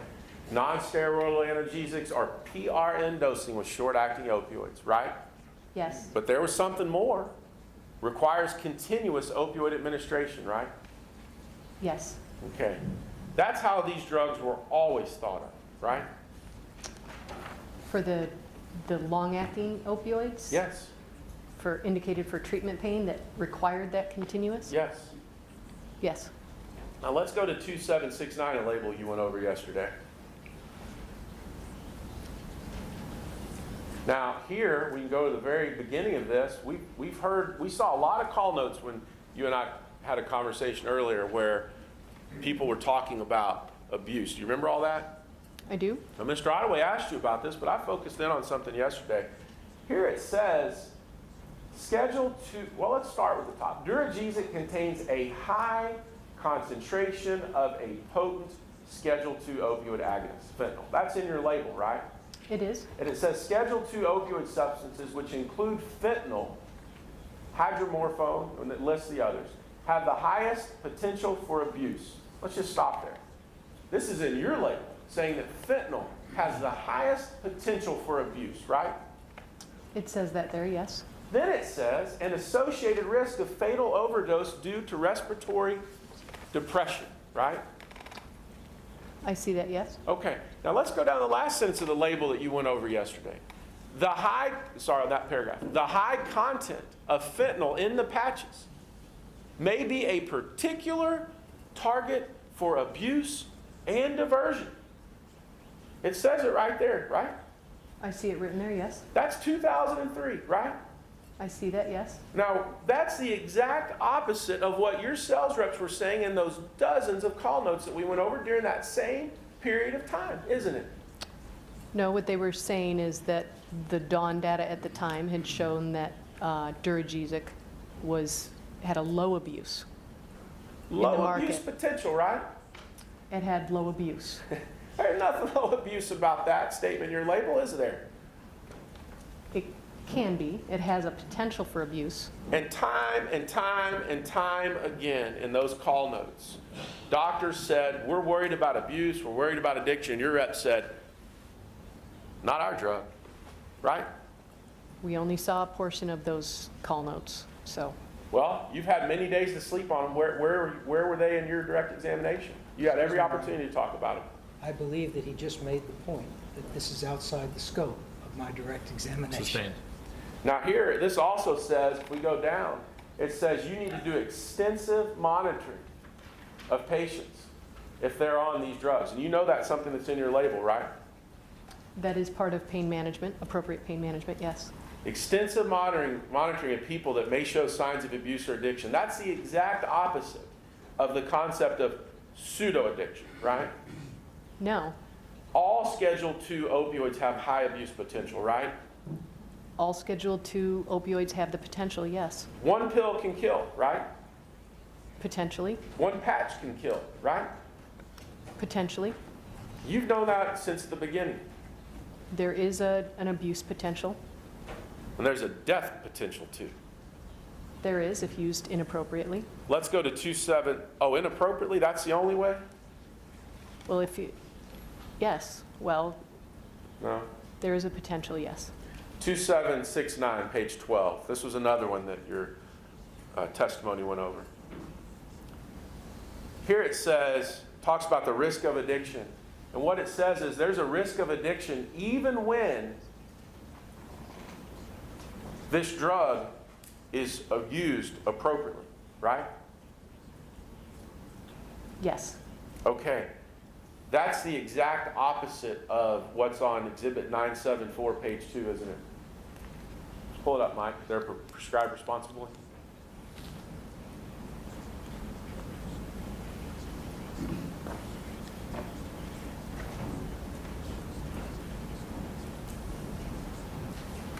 Go to the next page. It talks about, well, right there. Let's go to addiction. What other opioid analgesics concerned?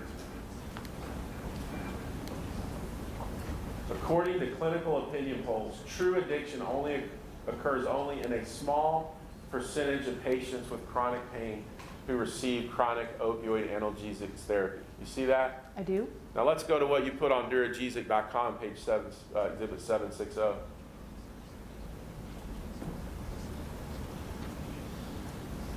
Go to where it says addiction, Mike. I'm sorry, what is this? This is your website or your deal on duragesic.com. This is Exhibit 760. There in that bullet point, according to the consensus document referenced above, studies indicate that the de novo development of addiction when opioids are used for the relief of pain is low. You see that? I see that written here, yes. Yeah. You took down prescribe responsibly. It's no longer there, is it? Again, that website was decommissioned. Let's look at 2769, page 15. Let's go back to your label. 2769, page 15. It says that fentanyl is similar to oxycodone. You're aware that's true, right? Where are you reading? Well, let's look at 1. Physicians receiving duragesic patches should be given the following instructions by the physician. You see that? I see that. Patients should be advised that duragesic patches contain fentanyl, an opioid pain medication similar to morphine, hydromorphone, methadone, oxycodone, and oxymorphone. Do you see that?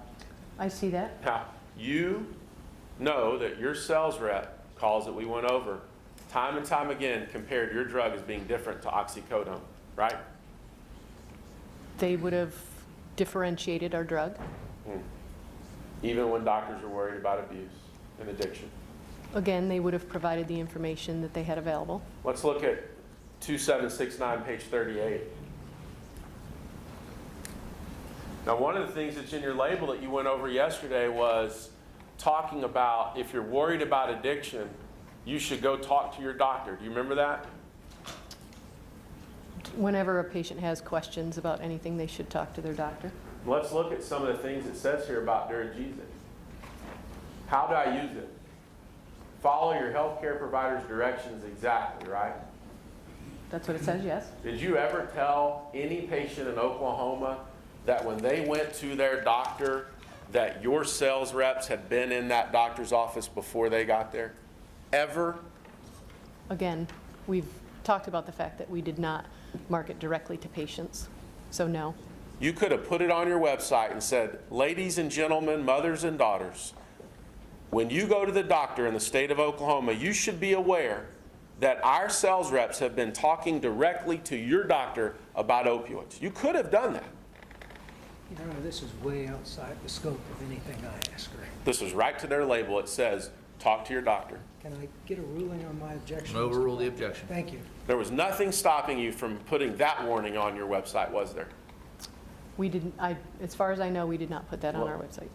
As far as you know, you did not do it. We did not do that, There was nothing stopping you. no. Okay. Now let's talk here about some of these things. Do not wear more than one Duragesic patch at a time unless your healthcare provider tells you to do so, right? It says that. Now you talk about abuse deterrent formulas. You know that one of the ways that you can abuse a Duragesic patch is to put more than one on, right? Yes, And you can take that patch and put it on your tongue, for example. That's a pretty bad thing to do, right? that is a way that they could abuse it.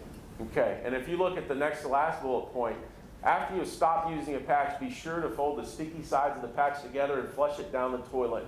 Do not put used Duragesic patches in a garbage can. You see that? I do. And that's because when you leave them lying around, they can be used and abused by others, right? They could be diverted, yes. Right. Now, it also says if your healthcare provider tells you to stop using Duragesic, throw away the unused packages. Y'all know at one point when you had clear Duragesic patches, if they fell on the floor or something, like in a kid or somebody could step on them, that could cause potentially an overdose death right away, right? You had to change the way the label looked. Your Honor, this is way outside the scope of Sustained. anything in Director Cross. Okay, Thank you. Let's look at abuse deterrence. You remember talking about that yesterday, about the blender example? Yes, And you understand the CDC has talked about the fact that although abuse deterrent technologies can make manipulation of opioids less rewarding, they don't prevent opioid abuse through oral intake. You're aware of that, right?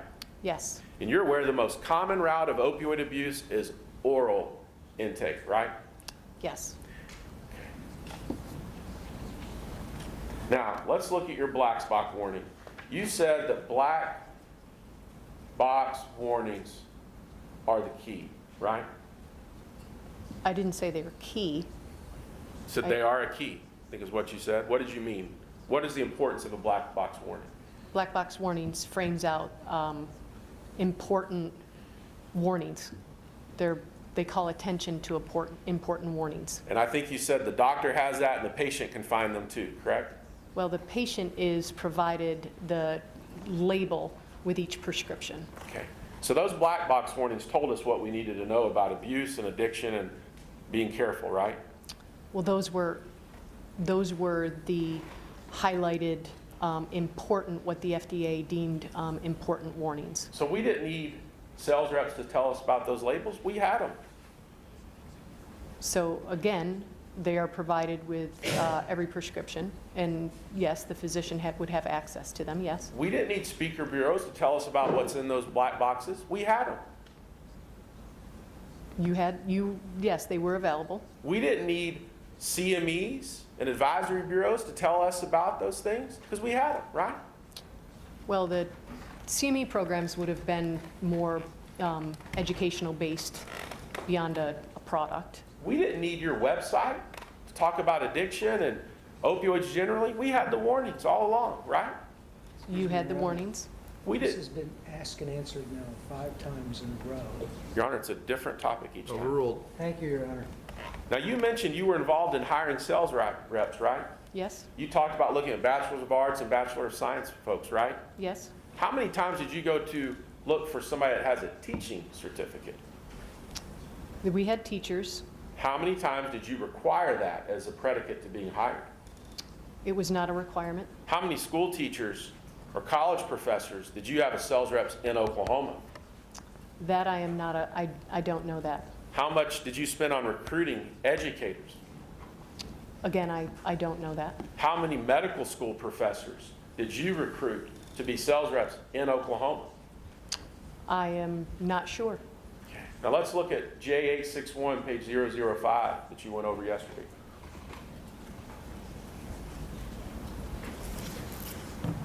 This was your response to the FDA about the 2004 warning letter. Do you remember that? I do. Now here, one of the things you responded to it is an article in 2000, Jorgensen et al. Says it obtained information using data maintained by the U.S. Drug Enforcement Administration. You see that? I do. And it talks about Dawn data from 1990 to 1996, right? I see that, yes. And you know that just the other day, we talked about how one of your sales memos went to the Salesforce 275 and provided this article being about present trends in prescribing. Do you recall that? I do not. Now, Jorgensen et al., one of the authors of that was at PPSG. Now, you recall PPSG was a group that you provided funding to, right? I remember, yes, providing some funding. Now, Aaron Gilson, who was one of the authors of this article, are you aware that he testified under oath in this case that use by Janssen of that report to suggest after 1996 or 2000 that there wasn't a tie between increased prescribing and increased emergency department visits was deceptive? Are you aware that he's testified to that? I was not, no. Yet in 2004, 2005, you're using that report to go back to the FDA after you got hit with a warning letter, aren't you? We're using that as supportive. And y'all used that document in this court to do the same thing, didn't you? We used this as part of the response to the FDA. Yes, ma'am, and you testified about it in this court, didn't you? About this Yes. response? Yes. Okay. Now, let's go to the Dear Doctor letter, J129.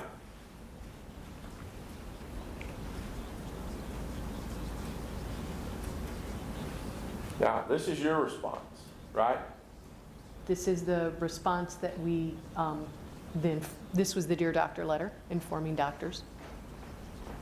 Now, you had the ability to communicate clearly and directly to doctors at all times by sending letters, correct? Say that again? You had the ability at all times to communicate straight from the company to doctors with letters, correct? Yes? Okay. You did not have to send sales reps into a doctor's office. Your company could have done it directly, right?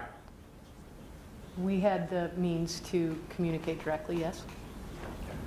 But you chose to send the sales reps in there, right? Yes? Now let's look again at the indication. Now this is in your Dear Doctor letter. Pull up the second part of that box. Indications. You see that? I do. Again, it's Duragesic is indicated in the management of chronic pain in patients who require continuous opioid analgesia. And then there's more, right? Yes? Back out just a little bit, Mike.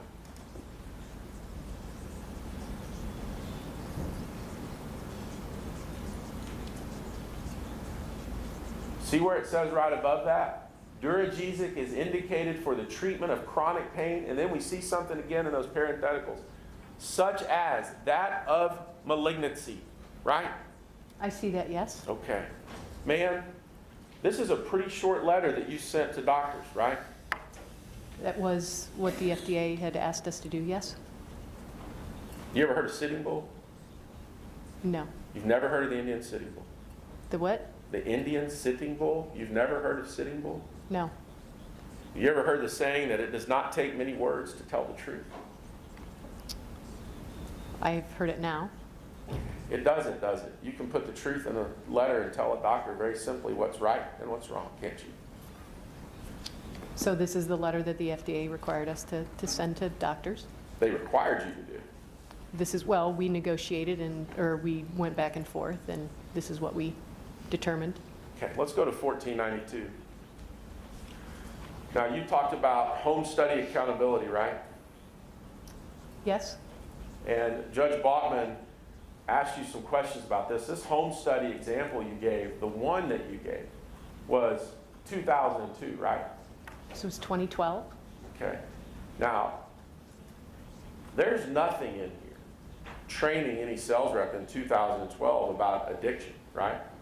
So this would have been, the training would have been on the product specifically, but not specific, just generally or specifically to addiction, no. Not on the most important side effect. So they would have been trained on the side effects and the risks associated with the drug, yes. Trained on teaching doctors how to diagnose addiction or how to look for red flags. They weren't trained in that at all, were they? Excuse me, Your Honor. Again, ask and answer Sustained. Thank you. Let's look at what was happening in 2012 when this happened.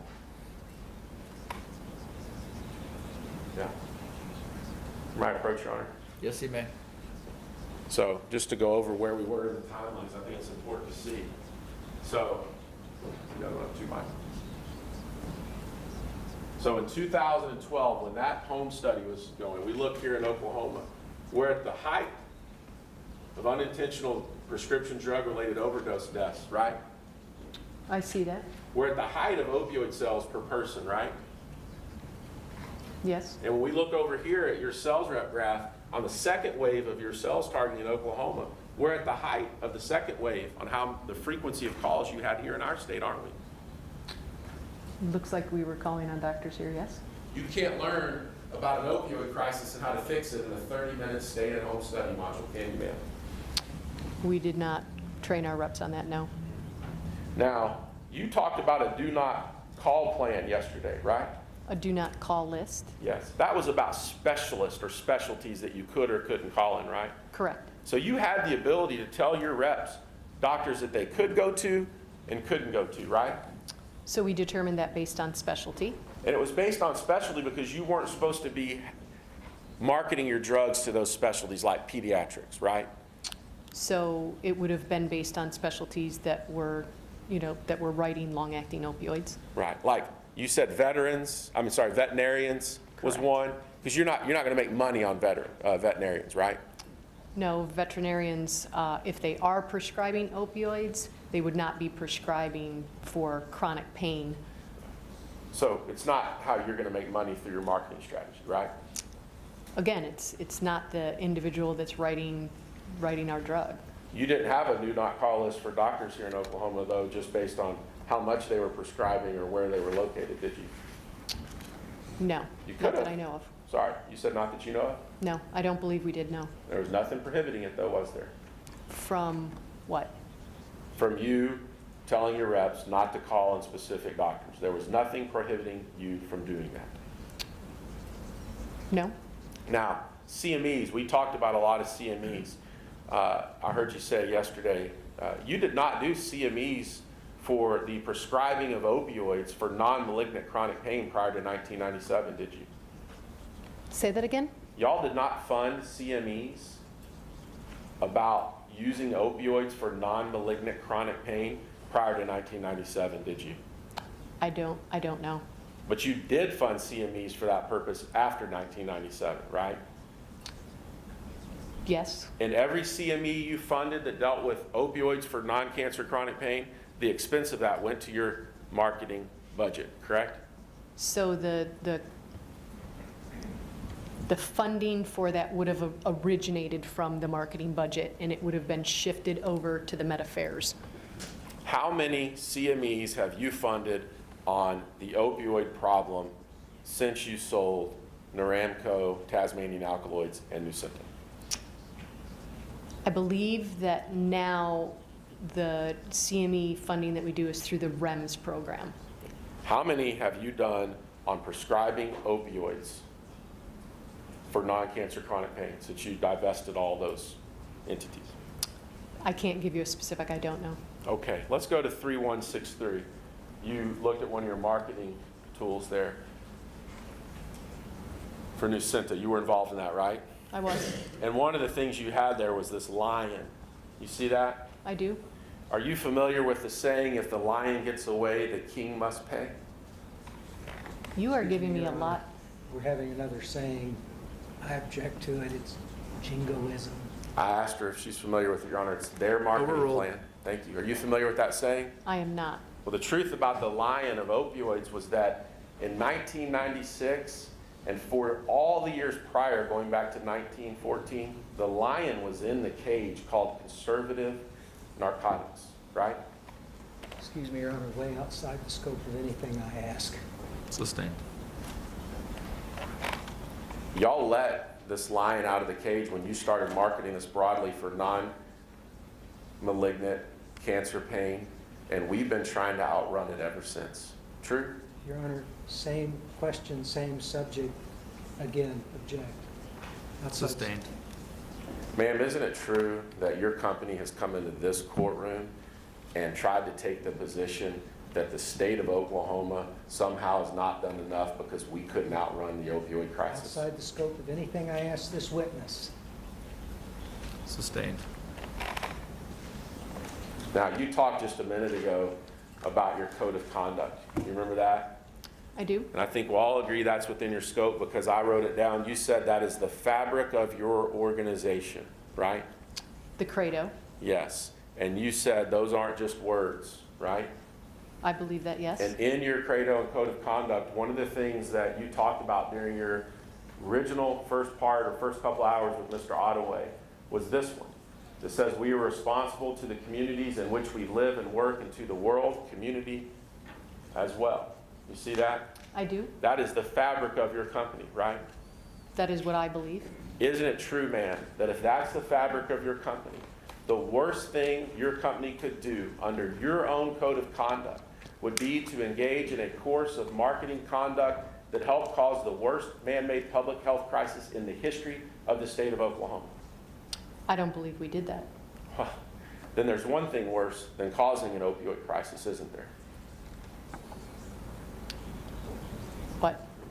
To cut and run and take your money and not spend a single dime in this state to help us clean it up, right? I don't believe that. Thank you, Your Honor. No further questions.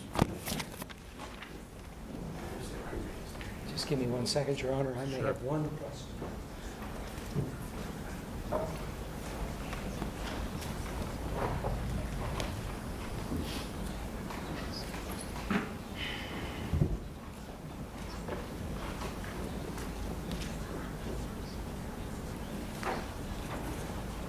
I have one question, Your Honor, if you permit.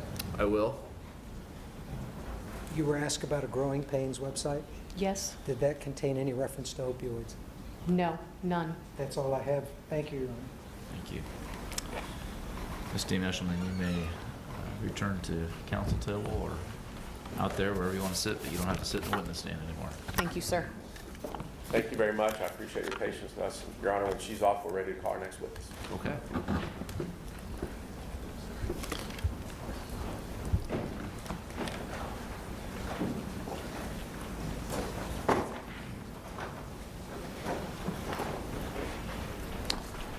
Mr. Duck, you're recognized to call the next witness. Yes, Your Honor. At this time, the state calls Dr. Danish Mazloom-Doost.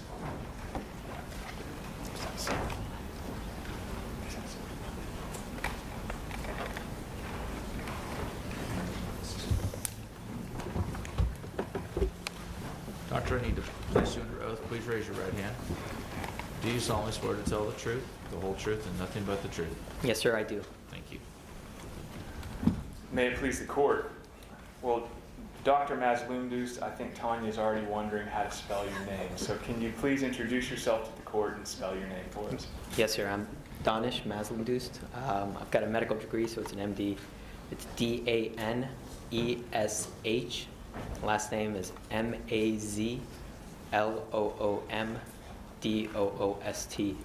In case you're wondering, it means knowledge is friend of those who are oppressed. Great. Well, thank you for being here, Dr. Mazloom-Doost. What do you do for a living? I'm an anesthesiologist and pain specialist. And where are you from? I live in Lexington, Kentucky. And did I ask you to come down here to Oklahoma and testify as an expert witness in your areas of knowledge? Yes, sir, I've been asked to come down and speak about pain management and opioid management. And how long have you been a practicing physician, doctor? Since 2005. Okay, let's back up and walk through some of your qualifications. Where did you go to college? Case Western Reserve University. What did you study? I studied healthcare economics and business management. What did you do after you graduated from college? I went on to Johns Hopkins Medical School, where I finished my medical degree, and then I stayed on for my residency in anesthesiology. At Johns Hopkins? Yes, sir. And about how long did that take, your tenure at Johns Hopkins? So I would have been there from 2001 to 2005 for medical school. I did my internship at University of Cincinnati, so I was away for a year. And then 2006 to 2009, I was an anesthesiology resident. And after your residency, what did you do? So I was interested in chronic malignancies and complex pain scenarios. So I went to MD Anderson for my pain fellowship. And what exactly were your experiences while you were at MD Anderson? What were you doing on a day-to-day basis? So we were charged with trying to manage the cancer pain patients. A lot of it was inpatient, but we also did a lot of outpatient care. These were patients that had kind of the worst of the worst scenarios, and our responsibility was try to keep them as comfortable as possible so they can get through treatment. And then in the more latter stages, to try to manage their pain, because by that point, they had already been exposed to opioids quite a bit, and that makes it tremendously more difficult progressively as that person is exposed to opioids to manage their pain. Okay, thank you, doctor. Did you also get some experience at an orthopedic surgery hospital? Yes, sir. So at Johns Hopkins, they have a lot of relationships and liaisons, and one of them is with the Hospital of Special Surgery in New York, which is one of the preeminent orthopedic hospitals in the country. A lot of the things that they're doing up there is the cutting edge of managing perioperative pain in the orthopedic setting, as well as exposure to some elite orthopedic injuries and treatments. Now, you said that you studied anesthesiology in med school and your residency, but today, isn't it true you're a pain management doctor? Correct. How does anesthesiology relate to pain management? So as a science, the field of anesthesia is charged with the responsibility of managing people in the most acute, painful situations, meaning operations. So we have to understand the physiology that happens when pain takes place in the body, the nervous system, literally down to the most finite wiring in the body. We have to be able to map all of those and understand the pathways that different parts of your body send signals up to your brain indicating pain. We need to understand the physiology of pain, the changes that take place in the spinal cord, in the brain, when there's a pain stimulus coming in, and especially when a pain is there for a prolonged period of time. So it's kind of a natural evolution from anesthesiology into pain management, because we're translating acute pain management into a chronic pain setting. Is it fair to say that pain management as we know it today is a subspecialty of anesthesiology? For the most part. Now you can get into a fellowship with pain management through multiple different avenues, but they're all kind of under the umbrella of painful conditions. So like you could go into physical medicine, rehabilitation, neurology, anesthesiology, even psychiatrists can become pain specialists with the proper training. But the reality is about 75% of those who are board certified pain specialists are anesthesiology based. And your fellowship at MD Anderson was in fact a pain management fellowship? Yes, sir. It was pain management. So, one of the concerns I had going to MD Anderson was I am interested in those complex pain scenarios, but the reality is cancer pain patients are pooling from the general population. So cancer pain patients are going to have back pain, knee arthritis, other ailments that every single one of us has. It's just that we're having to manage those patients in an even more complex scenario, which was where I was interested. And MD Anderson's in Houston, right? Yes, sir. And Just across the border. It's a preeminent institution for treating cancer, right? It's the #1 in the world. Okay, Dr. Mazlundust, have you been published in peer-reviewed journals and textbooks? Yes, I've had several publications. I'd say somewhere around a dozen, including a couple of textbooks. I was more prolific in the early stages of my training. I think now I'm more focused on trying to translate the existing science into more evidence-based practice. All of your publications related to pain management or cancer pain? For the most part. There are some about medical education and health information technology resources in medicine. And those publications were listed in your CV that we provided in this case? Yes, sir, they're available there. All right, Dr. Mazlumdus, do you personally have any experiences with pain? So I went into this field because I'm very well familiar with it. When I was a teenager, we had a trampoline in our backyard, and my little sister and I were thick as thieves. So we were bouncing on the trampoline, and I picked up a shockwave from her, and it tossed me into the air in an unexpected trajectory, and I landed against a brick wall where my thighs hit, and then it just kind of whipped my back. So it caused an injury to my spine, and it took a long time for me to recover from that. It took, I'd say, about 1.5 years for me to get over the physical components of that. But when you're dealing with chronic pain, it taxes parts of your brain. So the part of your brain that deals with physical pain also pulls resources from the same pool of resources that your brain uses to deal with emotional pain. So the prevalence of depression within chronic pain is really high, because when this system is using up all the resources, it doesn't leave much for this system, and vice versa. And that's why you see kind of the prevalence of depression with chronic pain issues. And so I know what it feels like, both from the physical standpoint as well as the emotional standpoint, what it means to deal with chronic pain. You said shockwave. Where I come from, it's called the double bounce. Are we referring to the same thing? Most likely we are. Okay. And the wall you hit, it was a low wall, kind of like a waist level wall. Correct. And you hit the top and kind of curved over the top of it a little bit. Yeah, I bounced high enough to see the top of the balcony, which was on the second floor, and then had a great flight up, and then a terrifying flight down as I realized that I'm heading in the wrong direction. Now, you said it took quite some time for recovery. Did you receive treatment from a pain specialist? I did.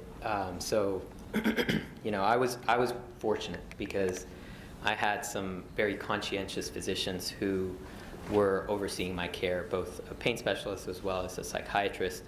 And they safeguarded me because I've seen a lot of patients with similar injuries as myself who went on to have surgery or were started on pain pills, and I continue to care for those patients years after their initial injury.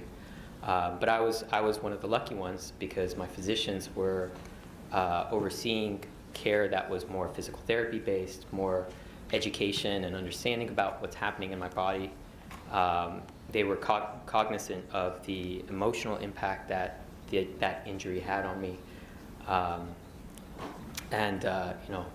They helped shepherd me through it successfully. And around what year was this, doctor? This would have been when I was in high school, so probably like 95, sometime in that ballpark. And you were around 16 years old? Something like that, yeah. Okay. Dr. Mazlumdus, who were the doctors that treated you? So I owe a lot to those physicians. In fact, they're the reason that I went into my field.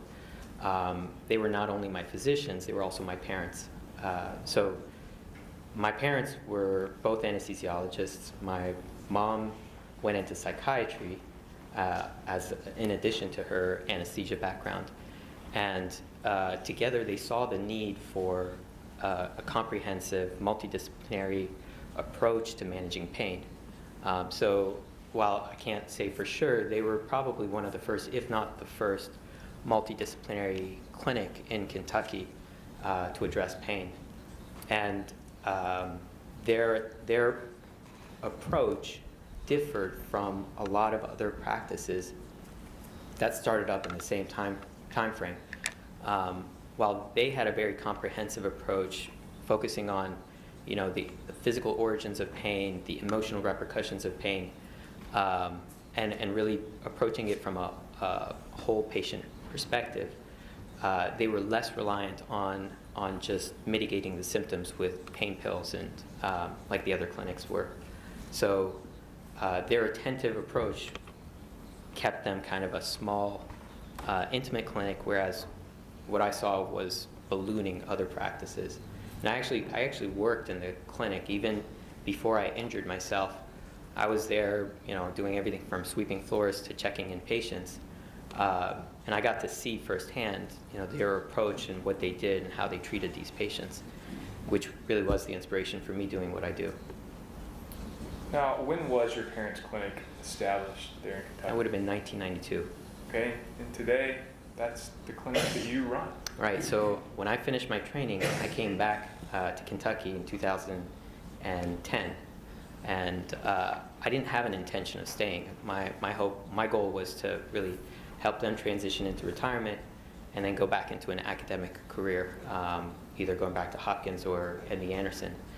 But very, very shortly after arriving, just getting a lay of the land and the way, the primary care practices were addressing pain, the way the surgical environment, and just seeing what the competition was as far as pain management clinics, it was abundantly evident to me that our state was going in the wrong direction.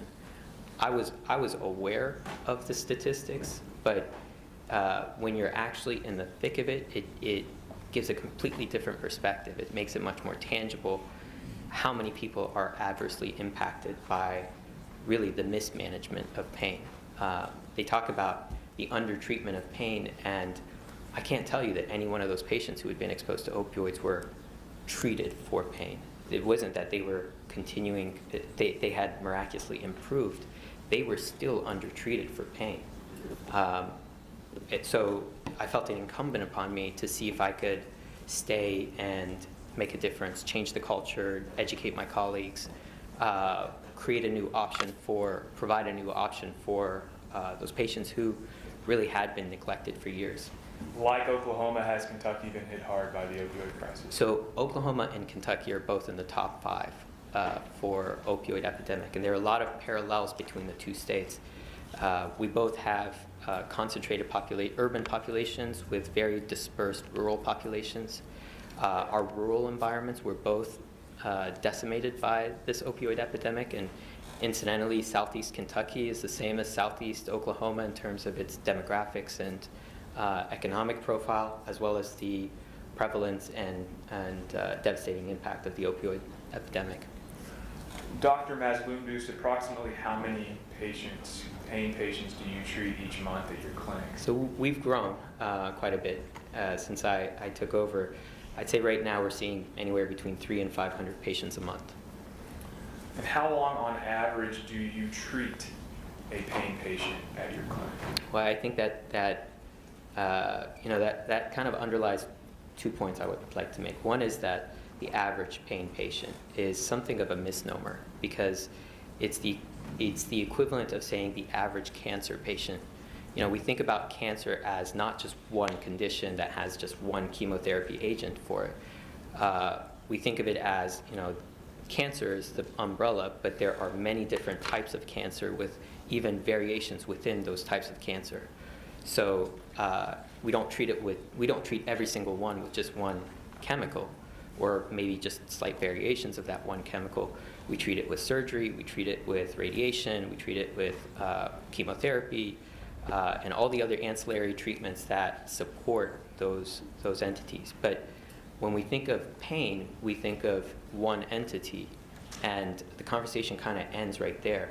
It's not. Chronic pain is it's a wide spectrum of conditions with a lot of different disparate treatment profiles to it. So has the duration of treating a patient, the average duration of your treatment, gone down in time? So it depends on the type of patient coming in. If it's somebody who has been opioid exposed, that's a much, much more difficult patient to get to a cure point. We have developed a reputation that if we can see the patient before they get exposed to opioids, our prognosis for that patient is above 90%. We can get them out the door within a few months and not see them again, which is kind of the converse to what the traditional pain practice is, which is this ballooning practice. I joke with my patients, I say my goal is to put myself out of business because I want to get patients well enough where they're not coming back. And if they're not opioid exposed, I have that opportunity. When they are opioid exposed, I'm really dealing with two different problems that overlap. One is the original pain problem, the original injury or condition that causes pain. And the second is the opioid dependency intolerance that has developed. Your Honor, before we get too far ahead of ourselves, at this time the state offers Dr. Danish Mazlumdus as an expert witness in the areas that he has testified to so far. Your Honor, Michael Yoder for the Janssen and J&J defendants. Not clear what they're offering him for. In the disclosure that was submitted by Dr. Mazlumdus, there were areas with respect to marketing and causation. I haven't heard any foundation that would establish expertise in either of those areas. So definitely object to any offer. I'd be happy to lay that foundation right now, Your Honor. Why don't you go ahead and do that? Yes, sir. We'll put Mr. Yoder's objections on hold for now. Thank you, Your Honor. Okay, thank you. Now let's back up, Dr. Mazlumdus. You said that you worked in your parents' clinic from the time you were a teenager. Have you been exposed personally since that time to pharmaceutical and opioid industry marketing? My exposure is more extensive than that because I was able to engage in my medical training with a foundation of knowledge around pain. And so I had seen drug reps coming in through our practice. We had conversations on a regular basis around the dinner table. Every night we had dinner family-wise together, and we would talk about the issues that we're all facing and things that we're doing in our day-to-day. So I was exposed to a lot of the conversations my parents had around not just the management of pain, but just the development of the field. Because at that time, they were pioneers. It was a new field.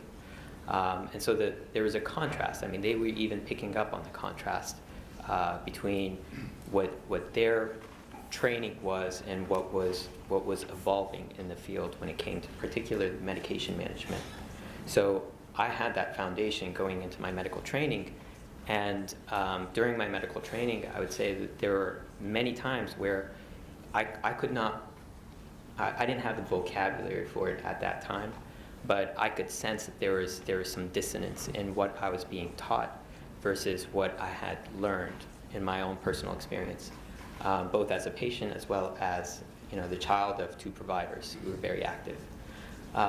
So that dissonance was prevalent in my medical education, in the CMEs or the conferences that I would attend where CMEs were provided. As a resident, we were invited out to dinners. As fellows, we were invited out to drug representative dinners. So I can speak extensively on the attempted influence and the actual penetration of that influence among my colleagues. Do you have experience with and can you testify about sales representatives from the opioid industry? Yes, even upon my graduation and development of my own personal career, I had a heavy barrage of drug representatives coming to my office and soliciting my opinion on things, but it was always kind of with the secondary agenda of encouraging further prescribing and utilization of opioids. Do you have personal experience with and can you testify about the opioid industry's influence on RIMS? Yes, I've gained a reputation in my state medical society, and a few years ago I was asked to provide the REMS lecture to my colleagues. And after looking at the slide deck, the condition that I had to do that talk was that I could add slides to it. You can't take slides away, but you can add to it. And with the slides that I inserted, I wanted to educate my colleagues about the subtle biases and the subtle notions that were being delivered. There may not have been individual opioids marketed. I mean, and even that I would kind of question, because the last supplemental in that was specific branded drugs that listing a whole bunch of them. But the whole notion of that talk was how to prescribe opioids, long-acting opioids, safely, with the pretext of opioids are appropriate to be prescribed long-term, particularly long-acting opioids. It was not of my opinion. Have you personally attended continuing medical education events or seminars sponsored by the opioid industry or their front groups? It's impossible to avoid them because every conference you go to, every CME, there's always some representation there. I'm part of Kentucky Pain Society, and I've done a number of lectures for them, and every single one of them is supported and endorsed and attended by the pharmaceutical manufacturers. You once got an all-expenses-paid scholarship to the American Academy of Pain Medicine CME, right? Right, yeah. So 2008, I applied for the scholarship through American Academy of Pain Medicine, and the scholarship was both for the conference itself as well as a pre-conference workshop that was more of like an introduction to opioid management, pain management. And I was by this point probably a second or third year resident in anesthesia, so I'd had fairly extensive experience with opioids in the operative environment, in the intensive care environment, in the outpatient clinic. So I felt pretty good about what I knew. And when I went to this conference, I was kind of expecting to see the same caliber of attendees, but most of the attendees at that pre-workshop were mid-level providers, general practitioners, family practitioners, folks that really had, if any, exposure, very, very minimal exposure to the pharmacology, the pharmacokinetics, the mechanisms by which opioids act, the things they do in the body. And surely this application process for this scholarship by the American Academy of Pain Medicine was rigorous and measured. I could spell my name, and I could answer maybe a couple of questions about my interest in pain. It did not give me the impression it was like a rigorous selection process. I think it was apply, and for the most part, you'll get in. If you apply, you'll get a scholarship. It would have to be an egregious application to not. At least that was my impression. I can't say for sure. Have you had any exposure in your experience to concepts created by the pharmaceutical industry, such as pseudo-addiction? Absolutely. I think those were concepts that were. Your Honor, I'm going to object. I don't see how this is getting to qualifications on marketing and causation. It sounds to me like we're offering opinions before we get to that point in time. Your Honor, I'm happy to keep laying more foundation. I think he's perfectly qualified to speak about Johnson & Johnson's and the opioid industry's influence on. We offer him for those reasons, their influence. I think he's qualified to do it. If I need to lay more foundation, I'd be happy to do it. Your Honor, my understanding is we may be breaking close to now for lunch in any event. I think this is an important issue. I would like to address the court on it before Dr. Massalucci ventures off into areas that seem like more opinions. And they've already argued this on a motion, Judge, and they lost it. I think it's quite different, given the fact he's on the stand and they're trying to lay a foundation for these opinions. Well, Mr. Yoder, I'll certainly give you that opportunity at this time. Do you want me to address it right now? Yeah. Yeah, there's no foundation laid that Dr. Massalucci. Do you mind maybe using Sure. the microphone just so we can hear you better? There's no foundation that's been laid that Dr. Massalucci has any education, training, experience in marketing. He's testified to personal experiences that he has had in terms of his residency or fellowship, or to some extent as a practicing physician. He did not start practicing until 2010, after, according to the state, the opioid crisis was already in full swing. Yet he is purporting to offer opinions that marketing by my clients, because they're the only defendants in this case at this point in time, caused the opioid crisis in Oklahoma.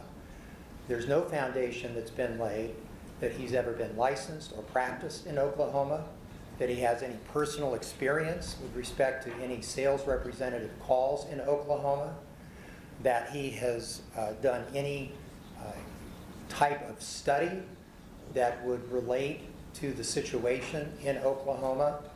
And the best that he's been able to offer is dinner table conversations with his parents.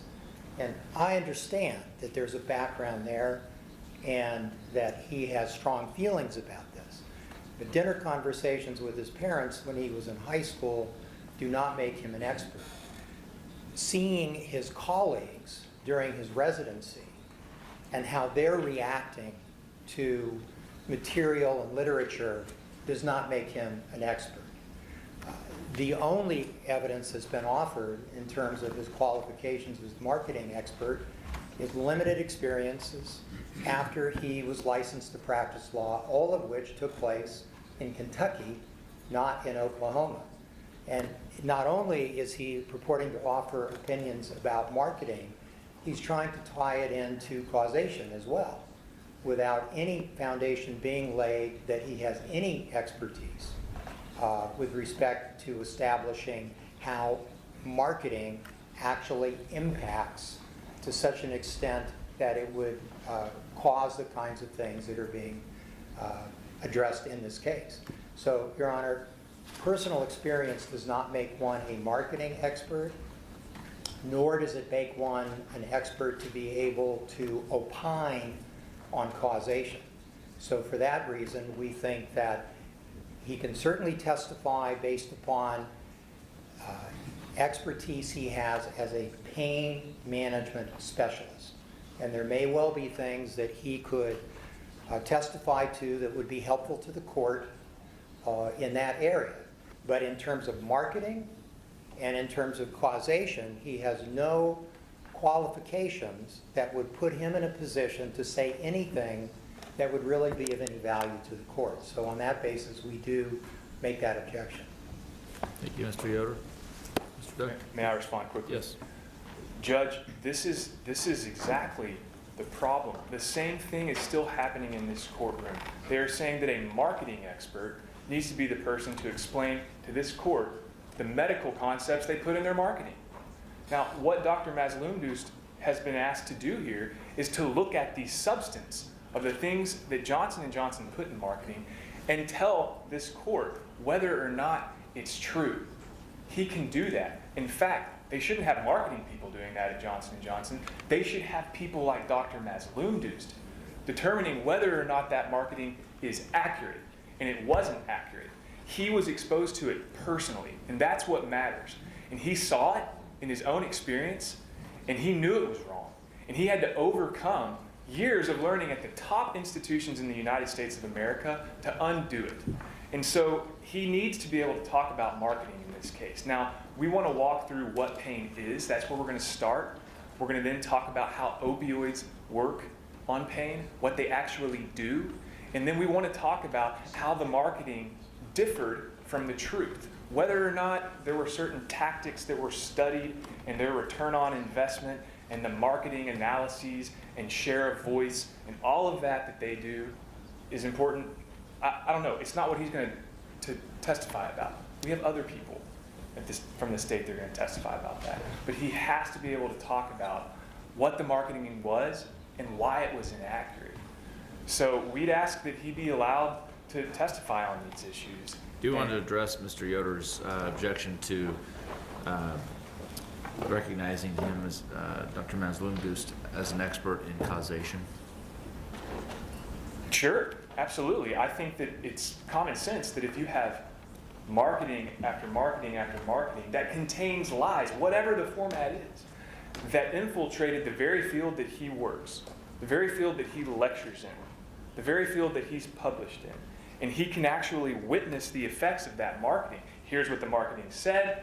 Here's what doctors I talked to believe, and they've believed the marketing. I think that he absolutely is qualified to opine on issues surrounding causation. I also think that it's perfectly appropriate to ask this expert witness ultimate questions that go to this case under the rules. Now, he's got ample experience, ample personal experience, and ample training on these issues. He's dedicated his life to trying to undo what companies like Johnson & Johnson have done. So, yes, Your Honor, I think it's causation. He's trying to undo that causation. causation today. Would it be appropriate for me to say something? Not at this time. Okay. Mr. Yoder? Part of the problem is, to use a phrase that's been used, it's hard to know what the target is here with his opinions. And counsel's being fairly general in talking about these issues. We understand, as a pain management specialist, there may be areas where he can, based upon his education, training, and experience, offer testimony that would be useful to the court. But they're trying to go beyond that. They're trying to turn him into an expert on marketing and its impact in the market, and how that had a relationship, if at all, to the opioid crisis in Oklahoma. One thing, again, I'll emphasize to the court, he didn't start practicing until 2010 and has never practiced in Oklahoma. How he has any expertise that would allow him to offer an opinion on the cause of a crisis in this state that he had no experience with, no knowledge of, no studies that have been done, without any training that we've heard of, no experience that we've heard of in terms of the whole field of causation. And the same with marketing. It's one thing for him to say, here's a piece of literature, I don't think this is accurate, for whatever reason. And based upon his medical training, he might be able to offer that opinion. But he wants to go beyond that and offer testimony about how this impacted others. Because he wasn't here in Oklahoma.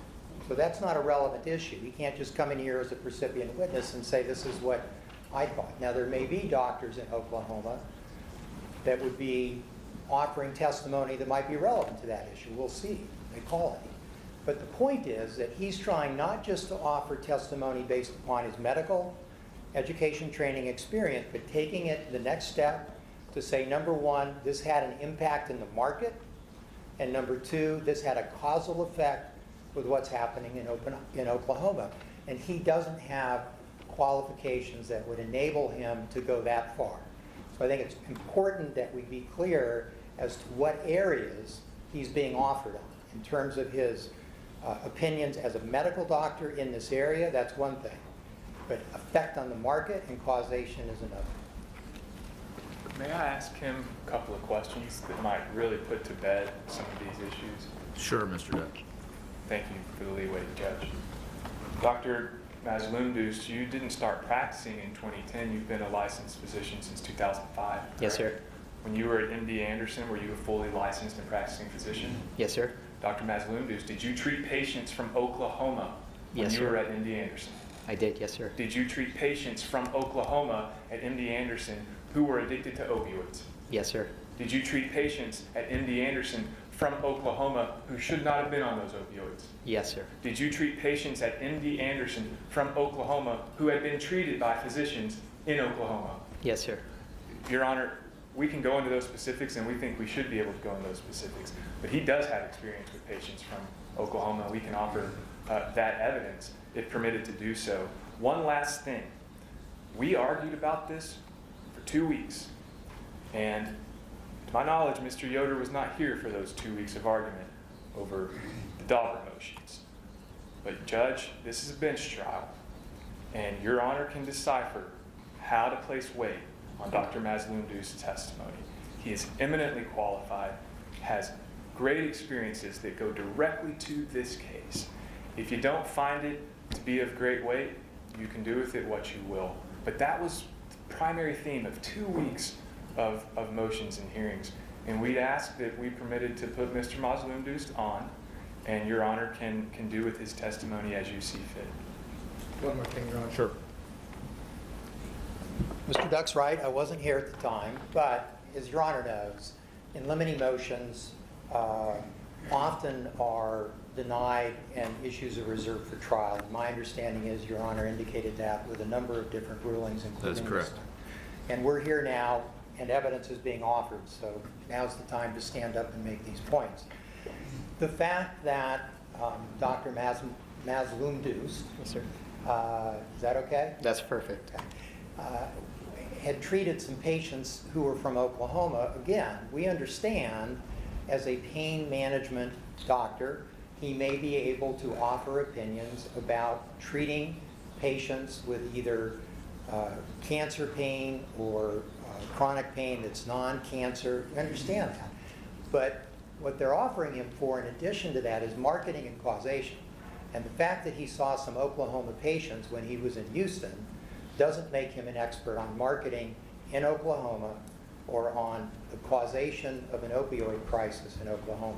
So that's the line that we're trying to draw. We understand there's things that he can testify to based upon his training, his education, training, and experience, but there's other things that he shouldn't. And it can't just be that because it's a bench trial it all comes in. We understand, Your Honor, that you're going to make decisions as to the weight to give to things.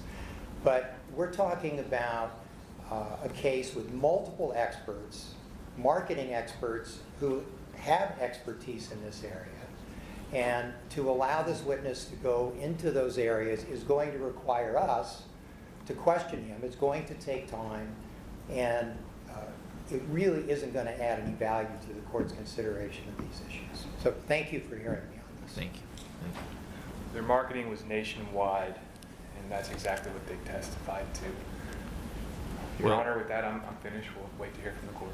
So certainly, we previously, I gave the defendants an opportunity to file written Daubert motions. The state responded. We had a hearing on those, and so I'm familiar with the defendants' arguments on this. We previously took those up, and I made a preliminary ruling not to exclude Dr. Mazlumdust, excuse me. I believe that the state has sufficiently laid the foundation that this witness can offer expert testimony. He has been in practice since 2005 as a pain management specialist. He can offer opinions in that capacity, as well as the effect on marketing and causation. So I'll overrule the defendant's objection. Thank you. Thank you, Your Honor.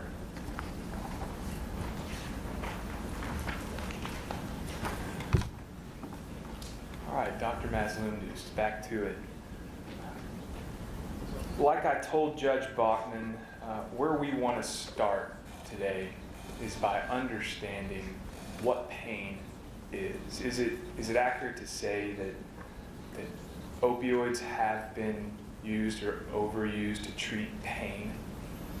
So, So can you explain what pain is? yeah, I was going to say that let's break those into, because I could talk forever on both of those topics, but I'll keep it brief. So I think it's important to establish what is pain, because in the messaging, it's conveyed as a disease. We even have a term, chronic pain syndrome. But the reality is pain is not a disease, it's a symptom. It's a symptom of many, many, many different types of diseases. It's the fundamental way by which our body communicates changes within us to ourselves. It's more of like the tip of the yarn that you need to start tugging at to get to what the underlying problem is. So that's the first part of your question. What was the second part? Well, let's stay there for a little while. You said that pain is the language our body uses. Is that what you said? Yes, sir. Okay. Is pain a vital sign? I think if you ask that question to any physician, they're going to roll their eyes at you, because a vital sign is an objective measure of health. It's something that you can objectify with numbers. It has a determinant effect on the acute course of care. Pain is a subjective statement. It's even when they talk about the visual analog scale or the numeric analog scale to quantify pain, that's lumping in a lot of different variables into one expression. I mean, somebody with emotional distress, with a sense of kind of urgency, with any physical ailment, these are all going to rank into their expression of what that number is. In fact, I would say it is an incredibly rare for me, a rare measure for me to get from a patient where their pain level is below a 7. So the scale is broken. I mean, it's not a reliable scale if it's incorporating all these different values, and to account it as a vital sign gives it a credence and credibility that's just not warranted in science. Is pain intertwined with our reward system? It most certainly is. Pain is a symptom and a motivator. If you touch a hot stove, your hand is going to draw back and it's going to hurt, which is going to motivate you to not touch a hot stove again. If you have, and you kind of get that sense of getting your wrist slapped, you get this sense of this is a punishment. If I have a thorn in my side and I pluck it out, the loss of pain is a reward sensation. So you can't differentiate or dissociate the experience of pain from the experience of reward. They go hand in hand. And in fact, if you look at the parts of the brain that light up, whether you're dealing with emotional distress, physical pain, emotional joy, or a physical expression of joy, the same parts of the brain are what light up in any one of those scenarios. Because of this relationship between pain and our reward system, does it affect our decision making? It does. If we are drawn to something that takes away pain, it's gonna influence our thought processes in that manner. The fact is that our body is constantly striving for homeostasis or a balance point. Like you wake up every morning and you have a sense of well-being. Our brains are wired to that sense, and whether it's a joy or a tragedy, your brain is going to constantly be striving towards that even keel. There's a really interesting study where they looked at people who had won the lottery or lost a limb, and looked at them on the life satisfaction scale. And of course, when you look at them, people who won the lottery are up here, and people who lost a limb are down here. But then they looked at those individuals a year out, and homeostasis was established again. Both of those individuals, or those groups, had the same level of sense of well-being, or if you want to call it reward sensation or pain sensation. You've mentioned the brain a few times. Do our brains regulate pain signals? Absolutely. So the example I use with my patients is when you get a paper cut, what's the first thing you do? After they curse the paper and you wish paper wasn't so sharp. But after that, you go about your normal day. And you stop thinking about the pain that you're feeling in your finger. You in fact, don't feel it. And I have to be really careful when I explain this to people, because I'm not saying pain is in your head. It's not. You can't will or wish pain away. But there's a pain signal being generated, and there's an amplifier deciding how much volume to attribute to this. And our brains produce the natural forms of opioids, what we call endorphins, or endogenous, internally derived opioids. Those chemicals will then send signals to other nerves that are either relaying pain, processing pain, or discovering damage that signals pain. It'll send signals to all of those sections of the body to say, okay, message received, we're going to move on with our day. No need to continue sending these signals up, and so it turns the volume down.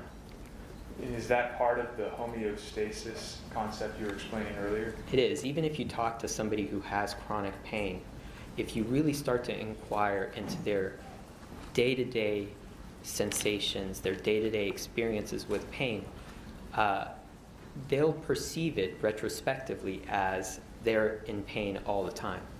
But when you really dig down into it, they have good moments and bad moments. If I have a sprained ankle, when I'm standing on that sprained ankle, it's going to hurt.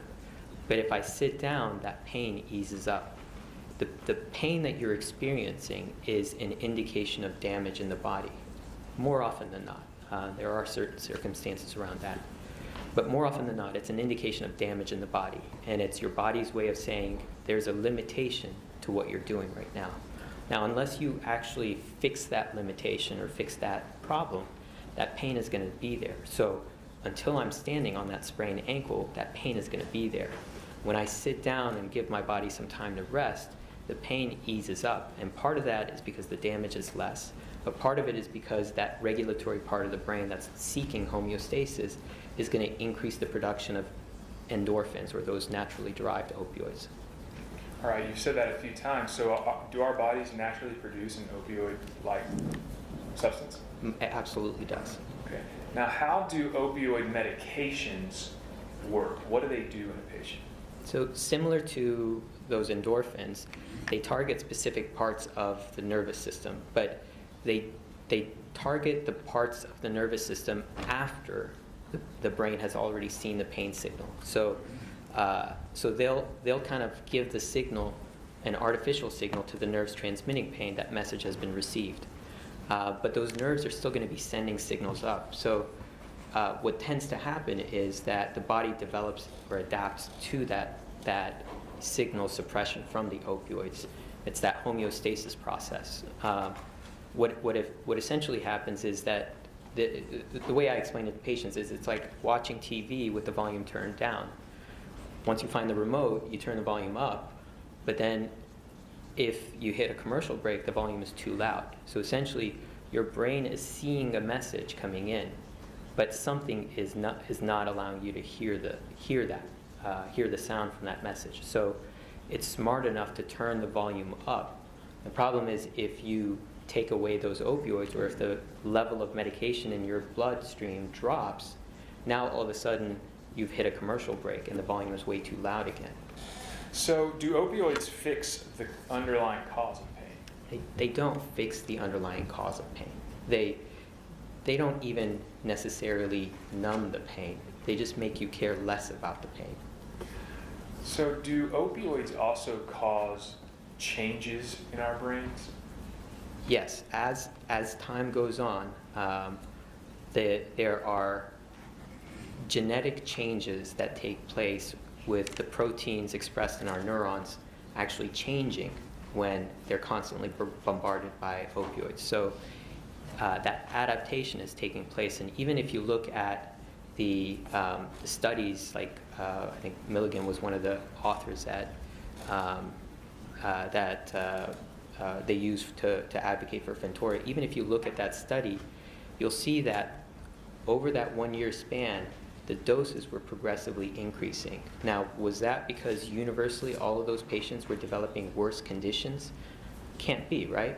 So it's the body's adapting to the presence of that opioids that requires more and more and more opioids. So after a year, they all went from like 12 or 25 microgram patches And to... by the way, you said Fentanyl. Did you mean Duragesic? I'm sorry, Duragesic. I did mean Duragesic. It starts with like 12 or 25 microgram per hour patches, and by the end of that year, the average is 90 micrograms. So what happens after the end of the next year, or the next year, or the year after that? I mean, how much more incremental increases can we give that patient to get them back to that homeostasis? So does the way the brain regulates pain change when someone is on opioids? It does. So I kind of give this example to my patients. So whether or not you're taking an opioid, you're going to have pain. The difference is this person will pretend is not taking any opioids and this person is. So let's talk about what happens with the person who isn't. If they're active and they're moving, or they stress the issue that's damaged, then their pain goes up. If they rest or they allow time for it to heal or calm down, the pain comes down. But the fluctuation is something like this. With opioids, when you take the opioid, you get a reduction in pain. But concurrently, there are changes taking place where your body's adapting to that opioid. It's turning the volume up such that when the medicine starts to wear off, you're not going back to your starting point. You're actually going to a more sensitive point of pain. And that's been studied. The studies were looking at normal volunteers injecting a dose of fentanyl and then putting their hand in cold ice water and seeing how long they can tolerate that. So at the end of the study, they confirmed that the fentanyl did reduce the pain scores, but their tolerability of pain had actually increased or decreased. So their less tolerant of the pain, meaning their body is now more sensitive or primed to feel pain.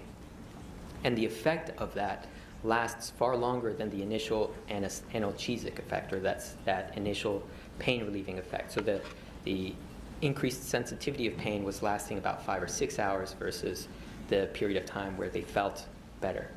Now let's translate that back into this kind of scale. So the normal patient is fluctuating like this. The opioid patient is getting that period of relief when they take the pain medicine, but gradually they don't go here, they become more sensitive to pain. And typically, in the vernacular of the pharmaceutical campaigns, they'll say that this is breakthrough pain. And so it's time to just dose your medication again. But reality is that oftentimes this is what we term as rebound pain, or you could even say it's withdrawal pain, because it's the pain that your body experiences in the absence of that same level of opioid exposure. So ultimately, the two patient scenarios are, one is fluctuating like this, the other one is fluctuating like this. And I can tell you, this is a lot more easy for patients to deal with, even though they're feeling pain, than this is. This is a lot harder to deal with. And particularly, what's even more concerning is that as time is going on, their body is developing tolerance to the opioid. So the dips that they get when they take the medication are getting less severe and less severe over time. So they might get this much now after a year of taking it, but that rebound pain is still there. So you could theoretically calculate out that the average pain score is actually going up as time goes on. So you've mentioned tolerance and dependence, and so let me ask you a question here. Are tolerance, dependence, and addiction separate, different things? No, they're all on the same spectrum. And the division among them is really hazy. It's really hard to tell the difference between tolerance and dependency, or dependency and addiction. It's not as clear-cut as they want to make it seem. And is dependence harmless? Absolutely not. And is that because of the tolerance issue that you just explained? It's not just because of the tolerance issue, but because there's a lot of other changes taking place in the body. So patients with chronic opioid exposure will have lower testosterone. They'll have higher risks of heart disease. They have higher rates of cancer because it affects the immune system. So it's a really multi-systemic effect on the body. Does dependence happen to everyone who takes opioids long term? Nobody is immune. Every single one of us is vulnerable to it.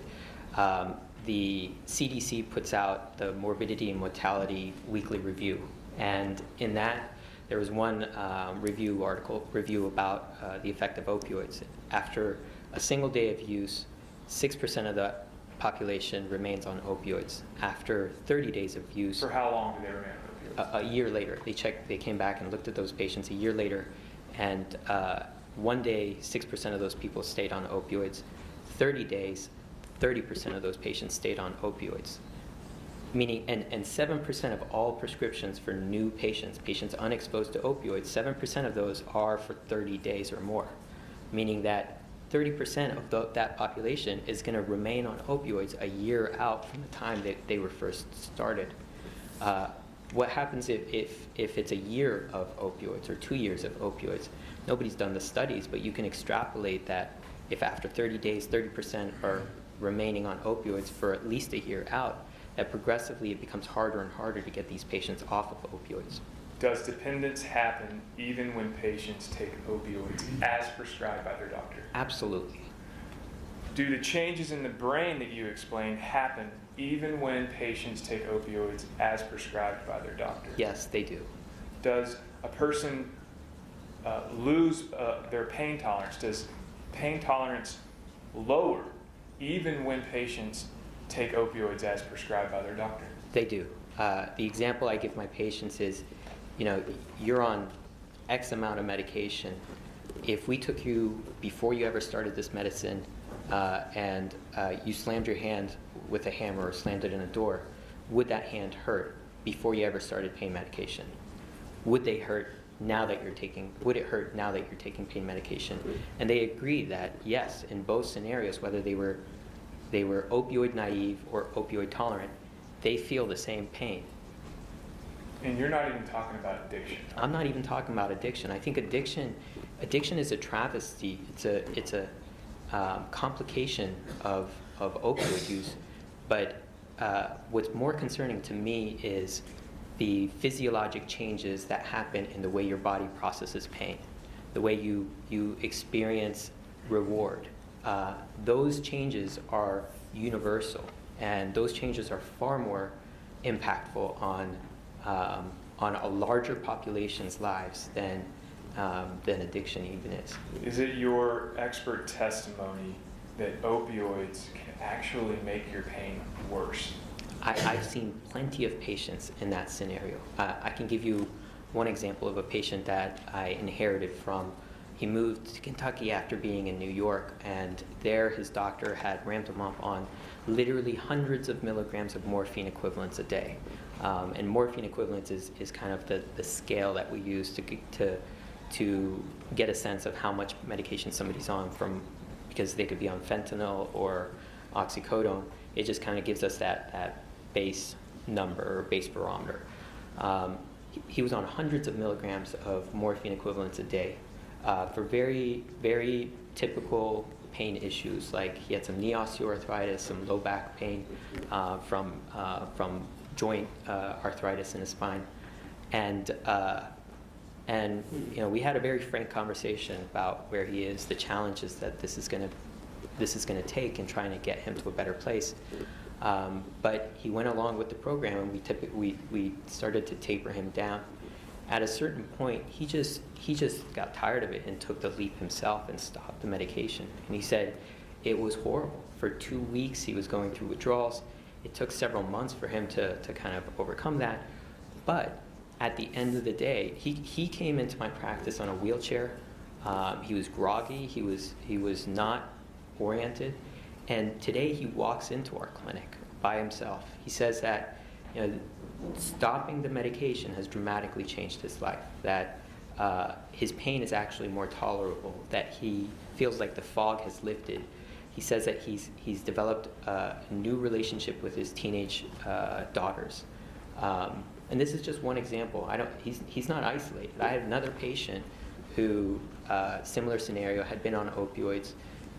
We tapered her down, and we never stopped the opioids for her. But she says that we finally got to a point where she was clear-headed enough to start going back through and reading a journal that she had written while she was heavily medicated, and she burned that journal. She was so distraught because she was reading things in there that she couldn't remember. She couldn't remember her anniversary celebration or her daughter's birthday. And it wasn't that she was feeling less pain at that point. She was still feeling pain then as she is now, albeit less pain now than then, with the additional benefit of having clear-headedness, of not feeling kind of dulled and muted. Do people actually improve on chronic opioid therapy? If they have, I haven't seen it in my 10 years of 15 years of practice. So tell me this, have you ever had a patient who came to you for the first time and said, now doctor, I've been on opioids for years and years and years, but I'm coming to see you and I'm done with them, I'm just going to stop tomorrow? Never had that. I mean, we could fix the problem 100%, with 100% assurance that the problem is fixed.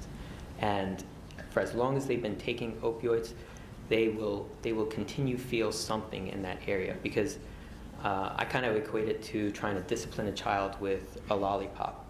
Every time that child misbehaves, if you give him a lollipop, he's never going to start to learn proper behavior.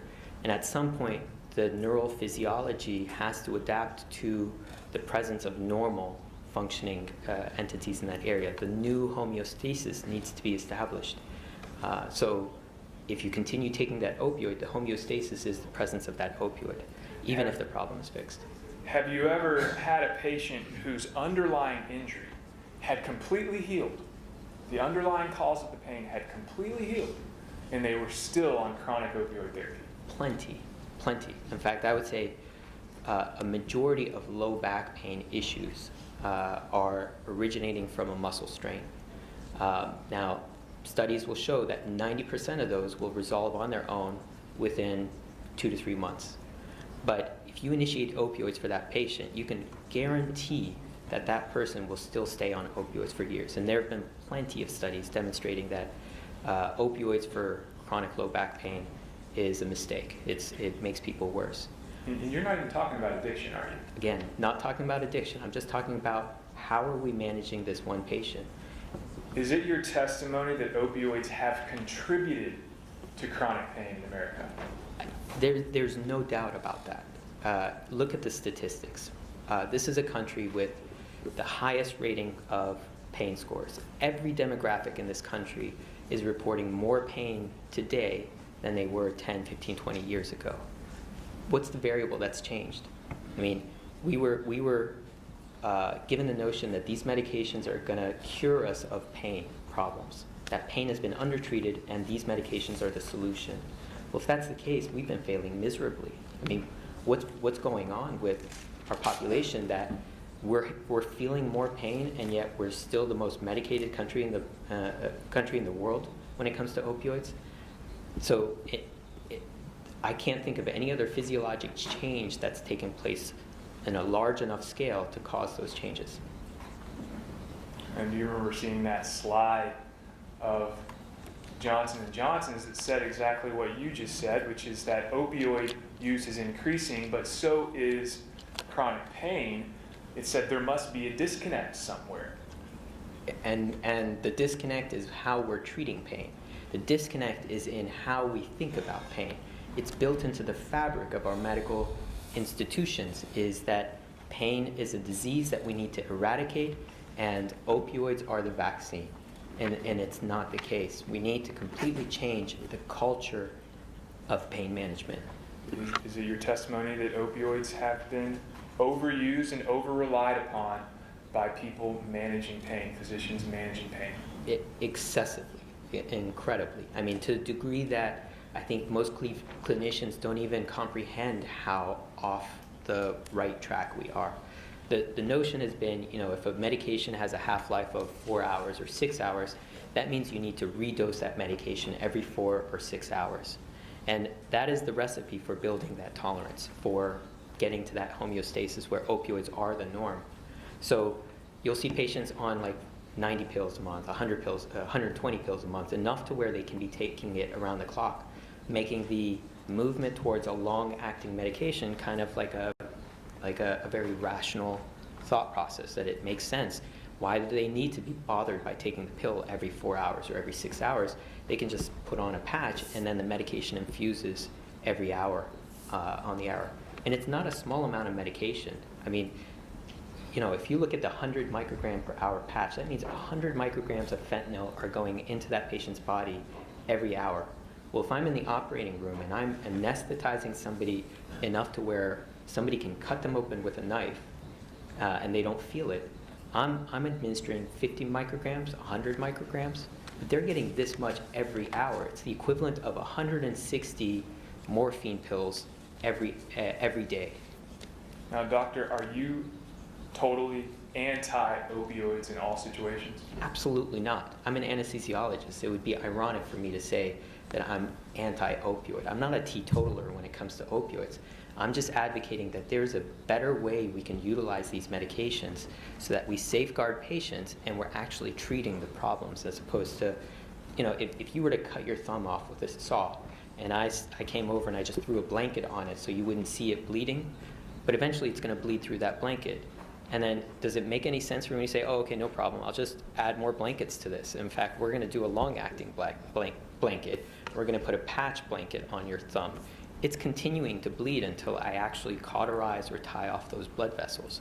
And when it comes to managing pain, that's exactly how we've been approaching it. We've been ignoring the fundamental problem causing pain and just simply blinding you to the symptom that pain is presenting. Opioids are just one tool in the toolbox to treat pain. Right? Yeah, it's like, the expression, if all you have is a hammer, everything's a nail. is very applicable to opioids. I mean, the body is a multifaceted, multi-systems, or multi-organs creating one system that's working together. So some of those things will need glue, some of them will need screws, some of them will need bolts. If every single treatment was to be a nail, and all I had, or rather, if all I had were different types of hammers, like one's a long-acting, one's a short-acting, one's a patch hammer, then every problem becomes a nail. And that's not how the body works. We don't treat cancer with just one chemo agent. We treat it with a variety of treatment options. We're going to stop there, Mr. Duck. We appreciate Dr. Mazlumdus. We'll see you tomorrow. We'll go ahead and stop today, and I'd like to resume tomorrow morning at 8:30. Yes, Your Honor, thank you. Thank you.